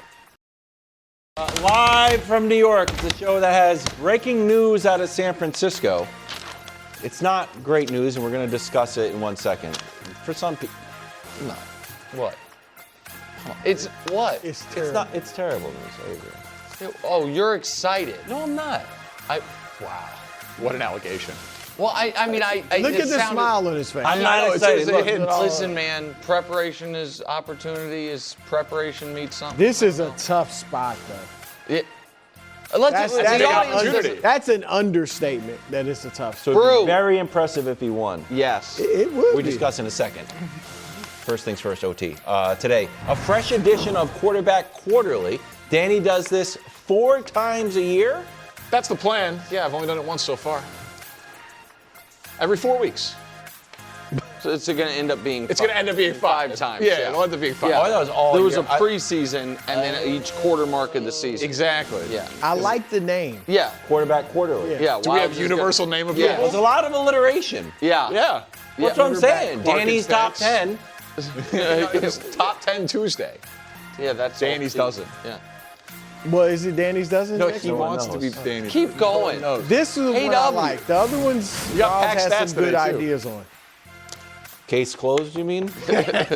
Clark Hunt joins the show to talk about the Chiefs, so welcome Clark Hunt. That will be That'll be awesome. Yeah. It's gonna be fun. That's an owner. Yeah. I don't hear much from him until they win the Super Bowl and he gets his trophy. Yeah. You know, the little here and there, do Yes. interview. Well, he certainly doesn't cause any distractions. Yes. That's for Yes. sure. That's yeah, what no, I he's Let the Brew just football used that to people take do- a not so subtle Yeah, shot I mean, at Jerry Jones. You know, hire the right people and let them cook. I think that's a fair change. News out of San Francisco. Purdy out. Ricky Pearsall out. Jawan Jennings out. Mac Jones in against the Rams, who are favored by more than a touchdown. Danny, we will start with you. Can the 49ers, the depleted 49ers, actually win this game? I don't think so. This is a real tough spot. And I know you guys were joking about it. But if Mac Jones does play well in this spot, it will be awkward. They will go back. They will go back to Brock Purdy because of the money. Like that is objective. That is objectively true. But you don't think that there would be like some level of second guessing within the organization of like, did we really need to give him $250 million if Mac Jones can perform at the level that he is expected to? Well, that's that to me is, and this has always been the interesting. There hypothetical of what if a guy like Mac Jones got dropped into the Niners? Yeah. And now again, Well, last year it happened with Darnold, or was it 2 years? 2 years ago. But that was With Darnold. one He game, played a right? few games. Mac, we'll see how long. No, correct. how many And games so we it would see. have to be more than this. Yeah. But this is not Mac being dropped in to the Niners. It wouldn't be for Brock either. You know what I mean? Kittle's still out. The receivers are gone. It's McCaffrey, who they, by the way, I want to be on the record about this. I will feel badly for Christian McCaffrey, but I will not feel like the Niners got unlucky if later this year McCaffrey misses time because they are running him into the ground early in the year. Like they are not treating him like But he what is. do you do? You know what I mean? Like I don't know. I hear you. His workload is crazy. I would try to but split carries a little bit more. But to answer the question, I don't think the Niners can win this game with either of the quarterbacks. I think that the Rams are flatly a better team. I agree with Danny in this regard. And this is where, this is the manna from heaven for you. Because if the audience doesn't know, their backup quarterback's Mac Jones. While Purdy's job within the building would not be in question, there would be a lot of noise, whether it be from some fans, local media, whatever it is, if Mac wins this game and then I forgot who they play next, like Purdy's healthy, comes back and loses. You know what I mean? Because Purdy was not great in week 1, Brew. Right. He had the drive at the end, but he had the turnovers and then had turnovers in week 4, and he's coming off a bad year. Yeah, I think these toe injuries, they seem silly just because they're your toes, but I feel like they are more severe than anyone gives them credit for. Oh, yeah. If Mac Jones pulls this off, it will be noisy. I do think this is more of a Robert Saleh game. Can Saleh cook up something to stymie McVay, to stymie Matthew Stafford, and I think it'd be less awkward if Mac Jones does sort of a bare minimum, don't turn the ball over game. Sure. No, and wins. absolutely. That's the path. I don't think he's for lighting your up this purposes, defense. you need him to cook. You're right. If It would they be- win 17-13 and Mac Jones I could throws see for it. 220 yards and maybe one touchdown, one pick or whatever, that's not going to change anything. But I do agree, as much like Purdy, outside among fans, there will start, if Jones cooks and wins, there would begin a clamoring. But I think within the building, it's just 2 games it would be, or 3 games for Mac Jones. So it's not enough. No, it's not enough. But the only thing that Purdy Purdy would have to hang his hat on is that they paid him. Like that. This is. I'm not trying to. I've been wrong about plenty of things, but I was pretty adamant all summer that I did not. It might be unfair to Mac. To Purdy. He got you to a Super Bowl. He had been making no money. I did not understand why they would pay that player coming off his worst year when he had a bit of an injury history before they had to.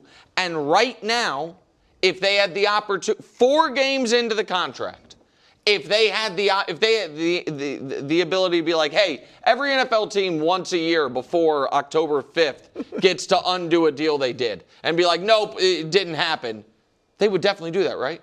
Right now, this moment, do they already regret the Purdy contract? I wouldn't go. Now, I think if you want to talk about the injuries, I don't think his play. Now, I know he's got 4 touchdowns, 4 picks, but I don't think they're like, is he really not that good? I don't think they're looking at it like that, but the injuries is a point. Well, if they are, in that hypothetical scenario, if they would hit that button and undo the whole thing, it's just a mortifying process to get to the signing of the contract, which I know is what you were arguing. My thing on Purdy was it was inevitable. They were going to pay him. Guys who play that well for that long with that much success, teams don't just let them walk out the door. But it wasn't a walk out the door. It was not a walk. He was not a free agent. But we always say pay a guy sooner than later because the price is just going to continue to go up. Purdy's would not. What's Purdy's price right now? Had he played well, it could have went up. But I was that way on Tua. I was that way on Trevor. Yes, you're consistent. I don't hate what you said about Purdy. It felt almost cruel because he played so well and made no money. Right. And Purdy and Tua had. I'm sorry. It could have been. Trevor was the first overall pick. Tua's top 5 picks. Right, So they at least had millions of dollars in the bank. I understand it feels unfair. I also, and I know, Brew, you've made the point that you think I'm specific to Purdy on this, and maybe it is a little size bias or whatever it is, but 3-star bias. But starting quarterbacks in this league, the really good ones typically don't have multiple years where they miss multiple games. That is, I know Burrow, Burrow obviously. Lamar had the 2 years at the end of the year, not even the sickness. He had 2 injuries where he missed end of years. But part of what makes Josh, Patrick, Herbert, to his credit, Stafford. Stafford had the 1 year, is. Man, I don't know how bad the injury is. I'm not saying he needs to play through it, but what I'm saying is those guys are just out there. Yep. They're out there, and it's not that I think they're 100% all the time. Purdy is his different injuries to different parts of his body that have knocked him out at different times for real portions of time. This is not going to make any headlines. The Rams probably win. Mac probably plays okay, and there's not a quarterback. That's the overwhelming likelihood. It's he didn't have enough weapons, and then it's just. I think the Rams would have to just play poorly. We see that sometimes where a team will give away a game, but they'd have to. They've started hot. They traditionally started pretty And the Shanahan-McVay thing is real. And it's spilled over into their assistants and Cohen and Saleh. You know what I mean? What a sound. Love it. All right, now it's time for our second edition of Quarterback Quarterly. Danny, can you explain how Quarterback Quarterly works? Yeah, well, so sample size, try to zoom out a little bit, ranking quarterbacks each and every week. I feel like I would be more of a prisoner of the moment on it and just too reactionary. So this is how I'm grouping the quarterbacks through 4 games. So it's not necessarily 1 through 32. It's not a left to right situation. Thank God. You'll see how the quadrants are set up. So these are the guys who are off of the quarterly report for one reason or another. Top left, you're injured. So at this moment, you're just, What am I going to do with Joe Burrow, Jaden Daniels, Lamar Jackson, and J.J. McCarthy? Not the same caliber of player, but they're injured at this moment in time. Hope you're renting. You're not going to be there long, or your fans don't want you to be there long. Spencer Rattler, Bryce Young. I know it feels a little mean on Tua. He will likely. Where's he going? Well, that's the thing. He likely will be on the team next year, but fans are going to be clamoring for him to move on beyond this year. Top right, and Nick knows this. Hold on. How long is he on probation for? He wasn't shut out by the Panthers this week. He won this week. I know, and I'm disregarding it because you were shut out by the Panthers. Wow. Michael Penix Jr. Sorry, it's going to take a lot more than one game against Washington for me to forget. Quarterly. Oh, yeah, that's a good quarterly. point. It happened this quarter. It happened I this get it. quarter. All right, thank you. Carolina was the worst defense in the NFL by far. They were a huge favorite, and you put up 0 points. Michael Penix Jr., you're just alone for a while. You're in punishment. Yeah. And then the news of the day, Dillon Gabriel. People are going to be like, why isn't it Shedeur? I don't know, because Cleveland drafted Dillon Gabriel 2 rounds ahead of Shedeur Sanders, so they probably think he's a better football player, and the rest of it is just noise. But now let's get in to the actual quadrants where we're starting to group the players. The all-potential team, Cam Ward, Kyler Murray, Bo Nix, Jackson Dart, Trevor Lawrence. So Trevor gets to be with all the Kyler with all these kids? Hold on. Kyler and Trevor Lawrence, their fans, they've been paid hundreds of millions of dollars. But it's like, well, maybe one day they could become what they were supposed to be based on where they were drafted. And yet here we are, 6 years into Trevor Lawrence's career? Yeah. 5 years? Career low in completion percentage, second low in passer rating. He just might not be that good. So But he was a Gatorade All-American. I heard that about Gatorade All-American. But the other guys still have plenty of time. But again, it's on potential. The first time we did Quarterback Quarterly, there was a nod to Bruce. It's fluid with the rankings. Today, Wilds, hey, what's going on? Trademark Kevin Wilds group. Geno Smith, you had the most interceptions in the league through 4 weeks. You're supposed to be the most accurate passer. What's going on? I forgot the hey. Hey, oh yeah, sorry, right, trademark. C.J. Stroud. Why is Daniel Jones so big? I'm going to tell you why in just a second. It's a metaphor. C.J. Stroud, you've only topped 300 yards 3 of your last 23 games. Hey, what's going on? Jalen Hurts, you're programming sports television everywhere with, hey, what's going on? 0 completions in the second half. And then maybe the biggest, hey, what's going on, trademark Kevin Wilds in the whole league, Daniel Jones. How about this, guys? Top 8, completion percentage, passing yards, passer rating, yards per attempt, anchoring the 4th highest scoring offense in the NFL. Nick had him as the #1 pick in the draft. The whole world had this team left for dead because of Danny Dimes. He's undeniably a Pro Bowler if the season ended today. He's on Brew's MVP ballot. Hey, can I ask you a question? Yeah, please. At what point are we going to say Daniel Jones is good? I mean, it's coming. It would have to be at some point next year. You think next year? I mean, Sam Darnold. Let's see. What if he has the Sam Darnold I don't think year? he has. Here's the difference. There's no Justin Jefferson in Indy, and then the other. That's fair. Fair. Like the talent. But he has the same baggage. You know what I mean? He's got the same baggage. What did he have? 4,000 yards, 14 wins? I do think, I would say that Jones was better than Darnold early in his career. Like Jones's first year was actually okay. Sure. And he had a bunch of different coordinators. He had the year they made the playoffs. So real quick, I apologize. Maybe this year. Yeah, please. I'm enjoying this so far. I still don't understand why he's bigger than everybody. Because he's the most, hey, what's going on guy. I want him to stand out. We don't talk. I get it. Listen, we talk about the other guys a lot more. Especially we wouldn't have noticed that had his head not been this big. I would have been 8% bigger. It's not like he's got to be gigantic. I gotta tell you, either all or I'm nothing. not trying to critique everything you do. Slightly but different that looks is like the a problem. typo. Is it looks like we made a mistake. Go ahead. It looks like our graduate team made a mistake. Not that we did it on purpose. All right, go. All right, next. Sorry. It worked. Sorry. By the way, we're talking about him. Yeah, there you go. All right, thank you. The third quadrant. Prove me right or prove me wrong. Oh, so I like that. Eighths. So Caleb Williams, Aaron Rodgers, and Drake May owned all the stock on him coming into the year. I thought the Steelers were going to be a playoff team this year. Thought Drake May could be the second best quarterback in that QB class behind Caleb Williams. And so far, I would say these guys are proving me right. They're all off to pretty good starts this year. I'm not backing off any of that.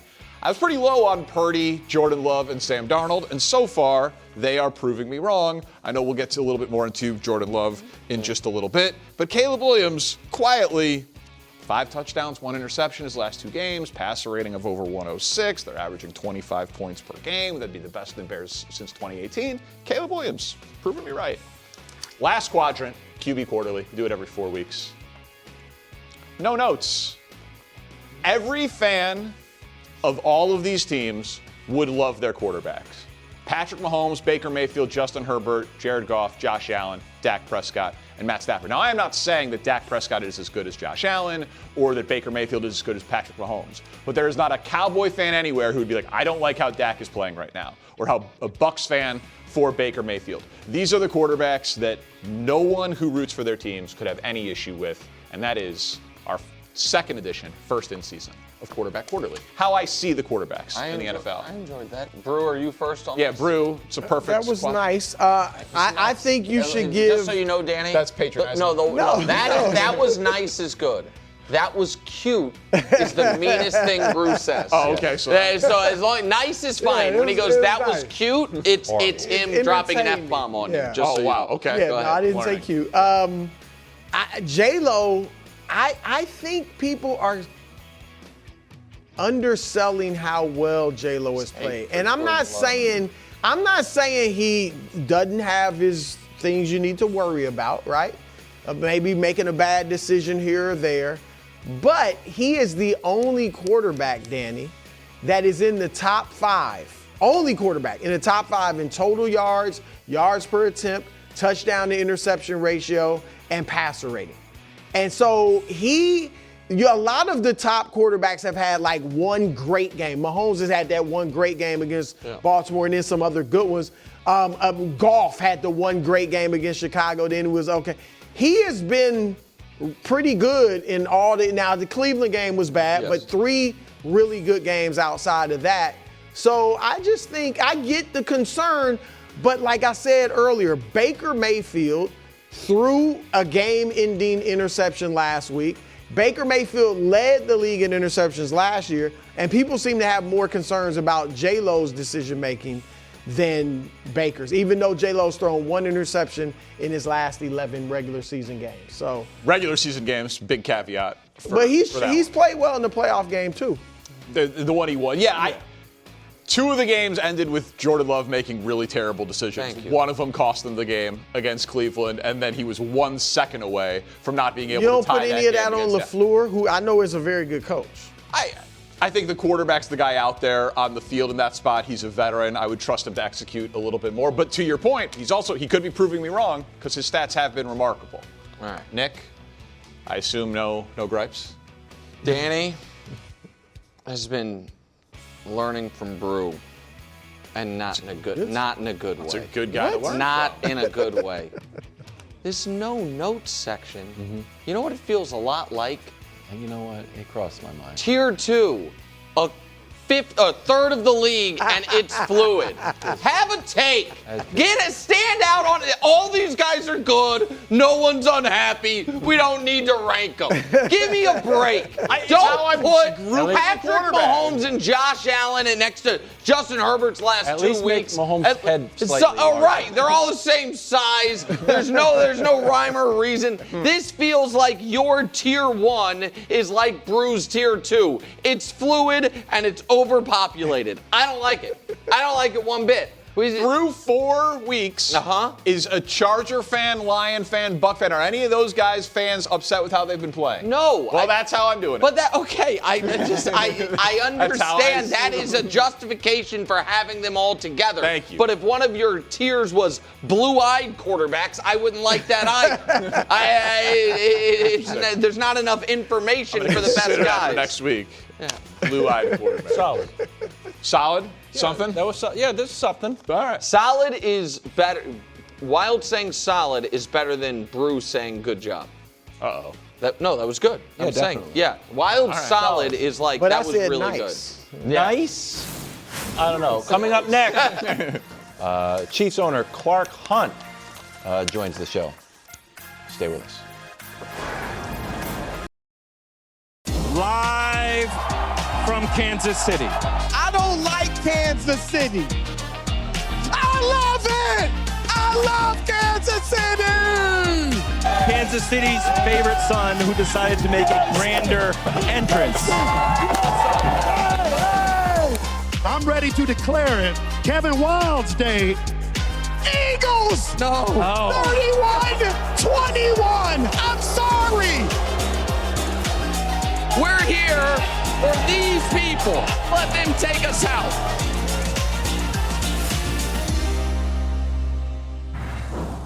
What an awesome day that was for us here at First Things First in Kansas City. And it is our pleasure now to be joined by the chairman and CEO of the Kansas City Chiefs, Clark Hunt. Clark, we very much appreciate your time. You know, it's kind of amazing. My grandfather was a Chiefs season ticket holder back at Municipal Stadium. I worked in Kansas City, covered you guys for 7 years. Nick, obviously a longtime proud Kansas Cityan. We used to do topics back in the day of like, will a Chiefs player ever get a national endorsement? And now we're bringing our show to Kansas City. Pre-game shows are happening from the parking lot. Network executives are clamoring for your games. The Chiefs have been in the Hunt family for forever. They're basically America's team now. Can you believe how popular the Chiefs have become? Well, first of all, it's great to be on with you guys this afternoon. We certainly have had a very special run over the last 6 or 7 years. And as a family, we don't take it for granted because we know how challenging it is. When you go 50 years between Super Bowls, that gives you a perspective on how hard it is to get to the top. And the job that Andy Reid, Brett Veach, Patrick Mahomes, and his teammates have done has been tremendous to really elevate the brand, not only in the U.S., but on a global basis. Well, and you mentioned elevating the brand. I think we can add even more to it. To me, it's changed the face of the city. The draft's in Kansas City. We have an additional pro sports team now with the Women's Soccer League that Patrick and his wife own. It feels like Kansas City, which, is my hometown and I've always loved, but was, a but city, now has become maybe the epicenter of the NFL, having, been there your entire life and seen it for your entire adult life with the Chiefs. How have you seen the way the city has changed since the rise of the Kansas City Chiefs? Well, the Chiefs have always had a special connection with the city. We have a tremendous fan base. The games at GHA Field at Arrowhead, I think, are some of the most entertaining in the NFL. It's really a bucket list for a lot of NFL fans. But certainly since the team turned the corner and we've been making it to AFC Championship games, making it to Super Bowls, winning Lombardi trophies, I think the perspective of the fans has really changed. I think they feel, proud to be from Kansas City. They feel proud of the Chiefs. And, I should also mention that we've had a lot of success with some of the other pro sports teams in town, including the Royals and Sporting Kansas City going back a decade or so. So it's really been an era of championships in Kansas City. And I definitely feel a different vibe in the parking lots when I get out there before the games and tailgate. So if people don't know, non-Chiefs fans might not know this, the AFC Championship Trophy is named after your dad, the founder of the Kansas City Chiefs. It's the Lamar Hunt Trophy. And as you alluded to in your first answer, the Chiefs make Super Bowl I and Super Bowl IV, and then there's a half-century drought. And in fact, in that time, they only play for that trophy one other time. Now they've played for it 7 straight years. They've won it 5 times. How do you think your dad would be experiencing this era of Chiefs football, and how special is it for you to, on an almost annual basis, get to collect the trophy with his name on it? Yeah, well, there's no doubt that he would love this era of Chiefs football. At his heart, he was a competitor. He was somebody who wanted to see his franchise succeed. He had a lot of success in the early years of the American Football League, winning some AFL championships and then later making it to a couple of Super Bowls and winning Super Bowl IV. But he never had the opportunity to hold the trophy that has his name on it. And it's something that we talked about a lot as a family. My dad was incredibly humble and never, complained about it. But I know it would have meant a lot to him to get to hold that trophy in his hands. And it's something that we cherish each time we have a chance to play for the AFC Championship. The opportunity to hoist another Lamar Hunt trophy is really special. And, of course, the benefit of then getting to go on and try to compete for a Lombardi trophy. The guy that we see there hoisting the Lamar Hunt trophy is a big reason why, Patrick Mahomes. And I know he signed, this massive contract and it's been restructured, but he's also just been the perfect superstar, opening up a restaurant like Nick mentioned. His wife owns a women's soccer team. He's really embraced Kansas City. So you got the winning, the perfect superstar. He's embraced the city. I don't know, Clark, underpaid? I feel like he's a tremendous value, Patrick Mahomes, at this point. Yeah, well, Patrick's a tremendous ambassador for the city all the way around. As you alluded to, not only is he an amazing quarterback, maybe the greatest of all time, but he's also somebody that everybody in Kansas City is proud to call one of their own. He's invested in many businesses in Kansas City. You mentioned already the Kansas City Current, but he's an investor in the Kansas City Royals. He's an investor in Sporting Kansas City, somebody who really tries to support the community all the way around. His foundation has done tremendous work throughout the city. He's really used the platform that he has to make a difference. And as a leader in our locker room and for the franchise, you just can't say enough good things about him. It was 2017. This show was on at 6 a.m, and I had a shaved head. And Tamba Ali came on the show during the 2017 season and said to us, hey, the rookie we drafted, who hadn't played a down yet, it was in the offseason actually, it was before the season even started, I think he's going to be the next Brett Favre. And we were like, okay, Tamba. And it turns out not only was he on the right track, but he undersold it. I want to ask you, obviously we know the story of, Veach and Andy drafting him and all of that. And you guys loved him from the beginning. But what was the first moment that you maybe said privately to someone, oh, we don't have a good one here. We have an all-time great one. Was there a moment that kind of dawned on you and what it would mean for your team? Well, he made his first start the last game of the season in 2017. So that was the first chance we had to see him on the field. And he certainly looked like somebody who was going to be a very good NFL quarterback in that game. But I would say really the first time that we all realized how special he was and what we had was the next year, the first couple of weeks. We played the Chargers out in L.A., and he had a tremendous game. I remember him throwing a wheel route to one of our fullbacks down the left side of the field, and it was just one of the stories you go, wow, that was really special. And then the following week we went to Pittsburgh, a place that we'd had a lot of difficulty getting a victory, and that game was effectively over by halftime. I think he and Kelsey connected for 3 or so touchdowns, and we were just all like, we couldn't believe it. It was so special. But I want to go back to 2017. To something you mentioned about Tamba when Patrick wasn't playing. Obviously, Brett Veach, who's our general manager now and was instrumental in bringing him to Kansas City, was incredibly high on Patrick. So periodically, he would send me a clip from practice of Patrick doing special stuff.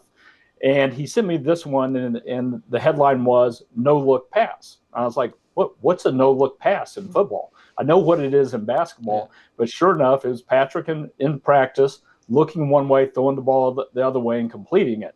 Of course, we would later see him do that against the Baltimore Ravens in an important game later in the 2018 season.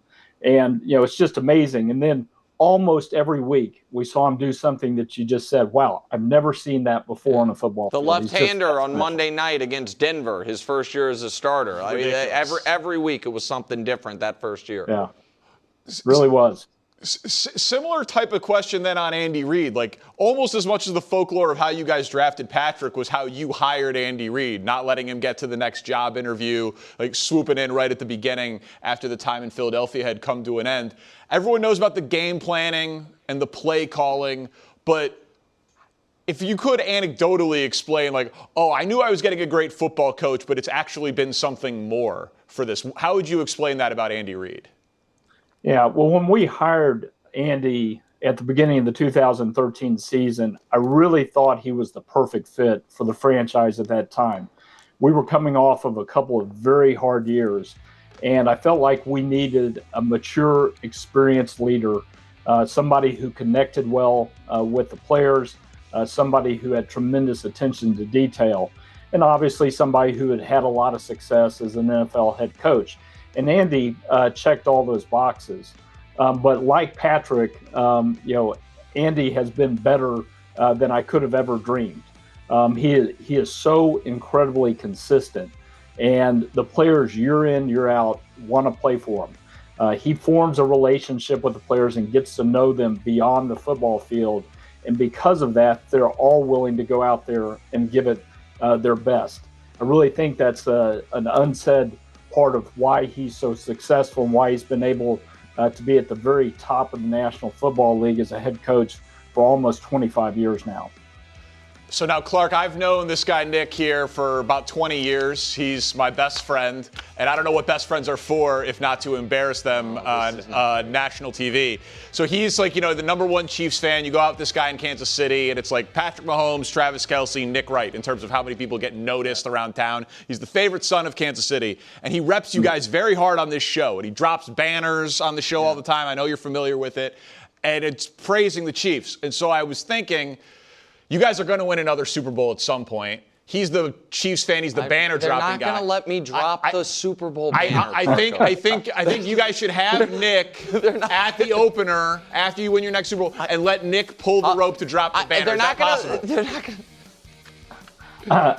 I think that's a great idea. Yeah, we've got verbal contracts. Nick Wright gets to drop the next banner. Yeah, we got this control room. We'll put him in there with a button, and he can hit that button. Oh, okay, that's fine. I was going to sign up I just want to bang the drum one time. But if I can drop a banner, like whatever. How is whatever he not bangs the drum? At some point, I got to bang the drum. I'll be honest. It can be a preseason game. I want to bang the drum. Clark, thank you so much, Clark. And congratulations. And thank you for what you've done for my hometown, man. Seriously. Yeah, absolutely. Great being on with you guys today. I'm glad we've got a couple of Chiefs fans here. I appreciate it. Absolutely. Thank you. There's the chairman and CEO of the Kansas City Chiefs and the man who's going to drop the next banner and bang the drum. Wow. I feel like that was a double yes for you. This is a great day. Great job by you. Yeah, you're welcome. No problem. Well, more first things first coming up. I brought my stats. Pat's stats.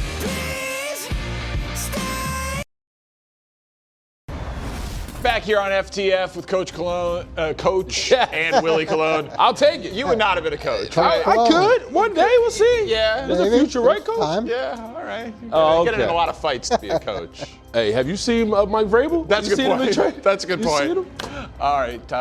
It's time for Pack Stats. We're making stats cool again. I never leave home without my stats, and they give me great power, like the ability to be like, lights! And then the lights go out, and then you open it up, you're like, oh, my God, we got an amazing stat.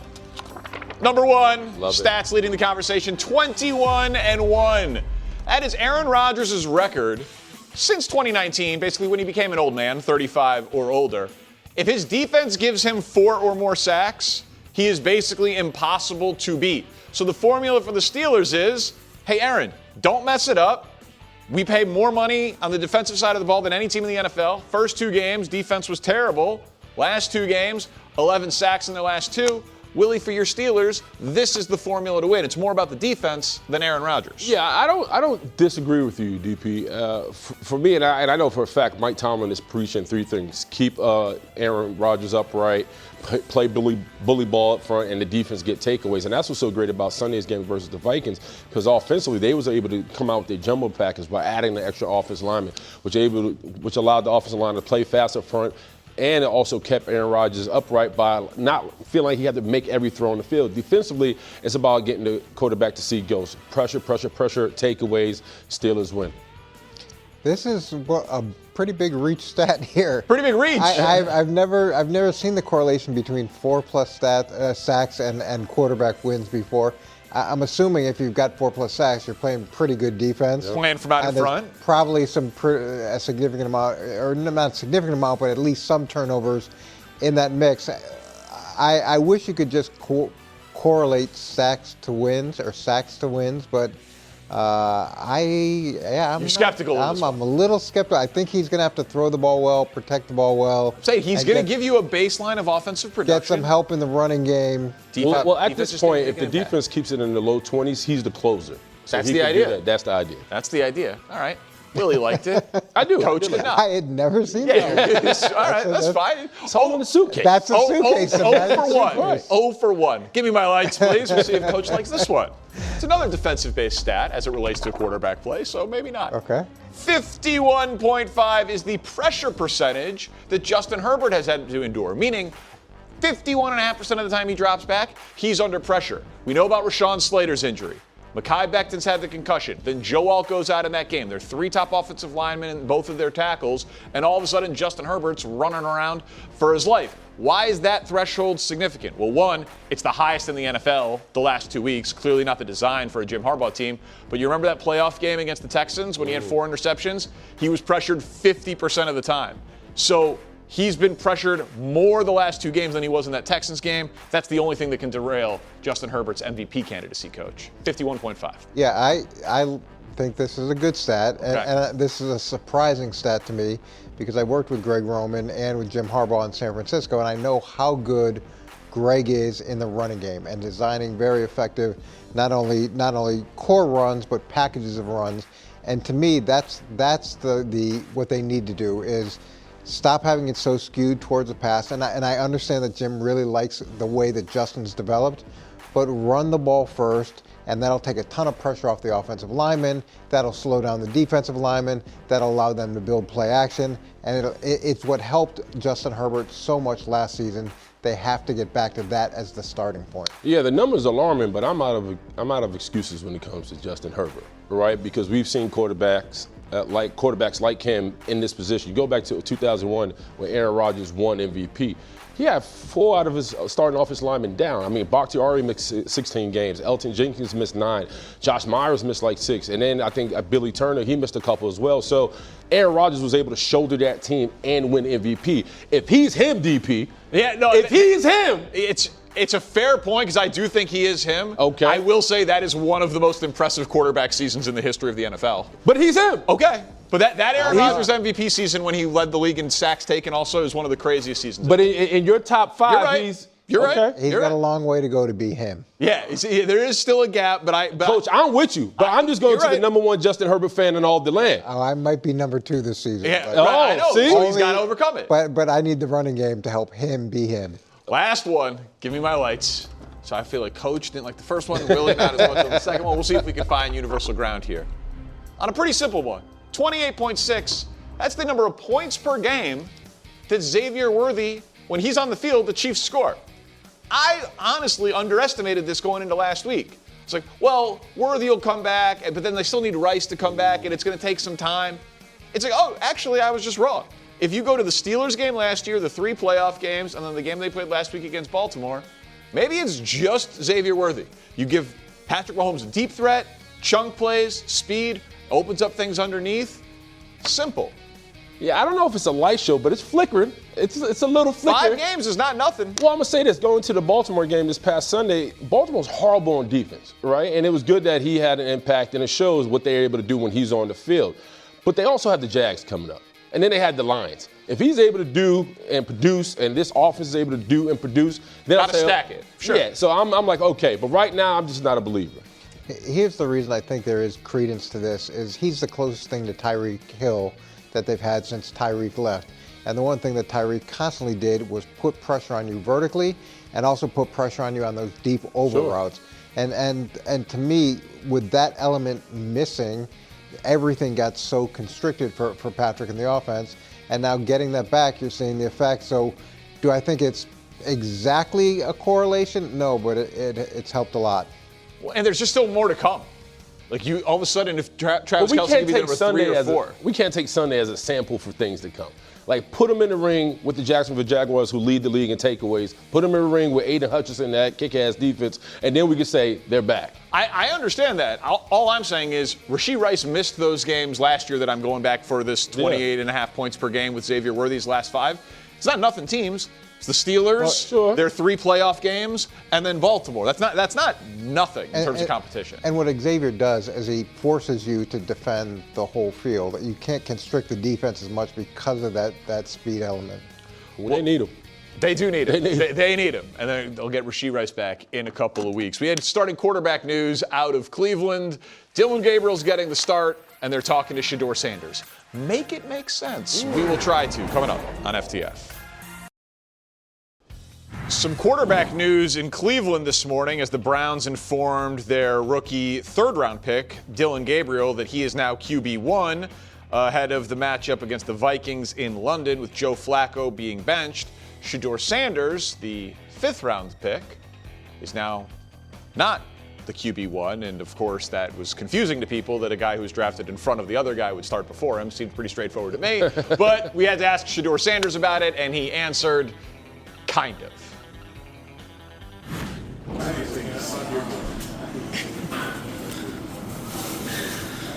Vocally, anything to say?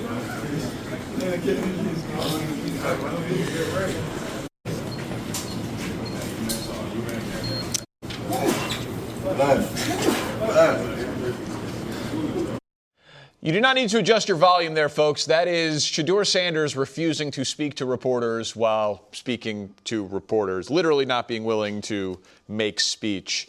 As a talk show host, I find that to be hilarious. But if I was evaluating that as a, like, hey, should your quarterback be doing that? That's about as unprofessional as it gets. What's your reaction, Billy? That was the first time you'd seen that. That was. I thought it was us. I didn't know that. You thought it was technical difficulty. Yeah. No, that's disheartening, man, and that's not why.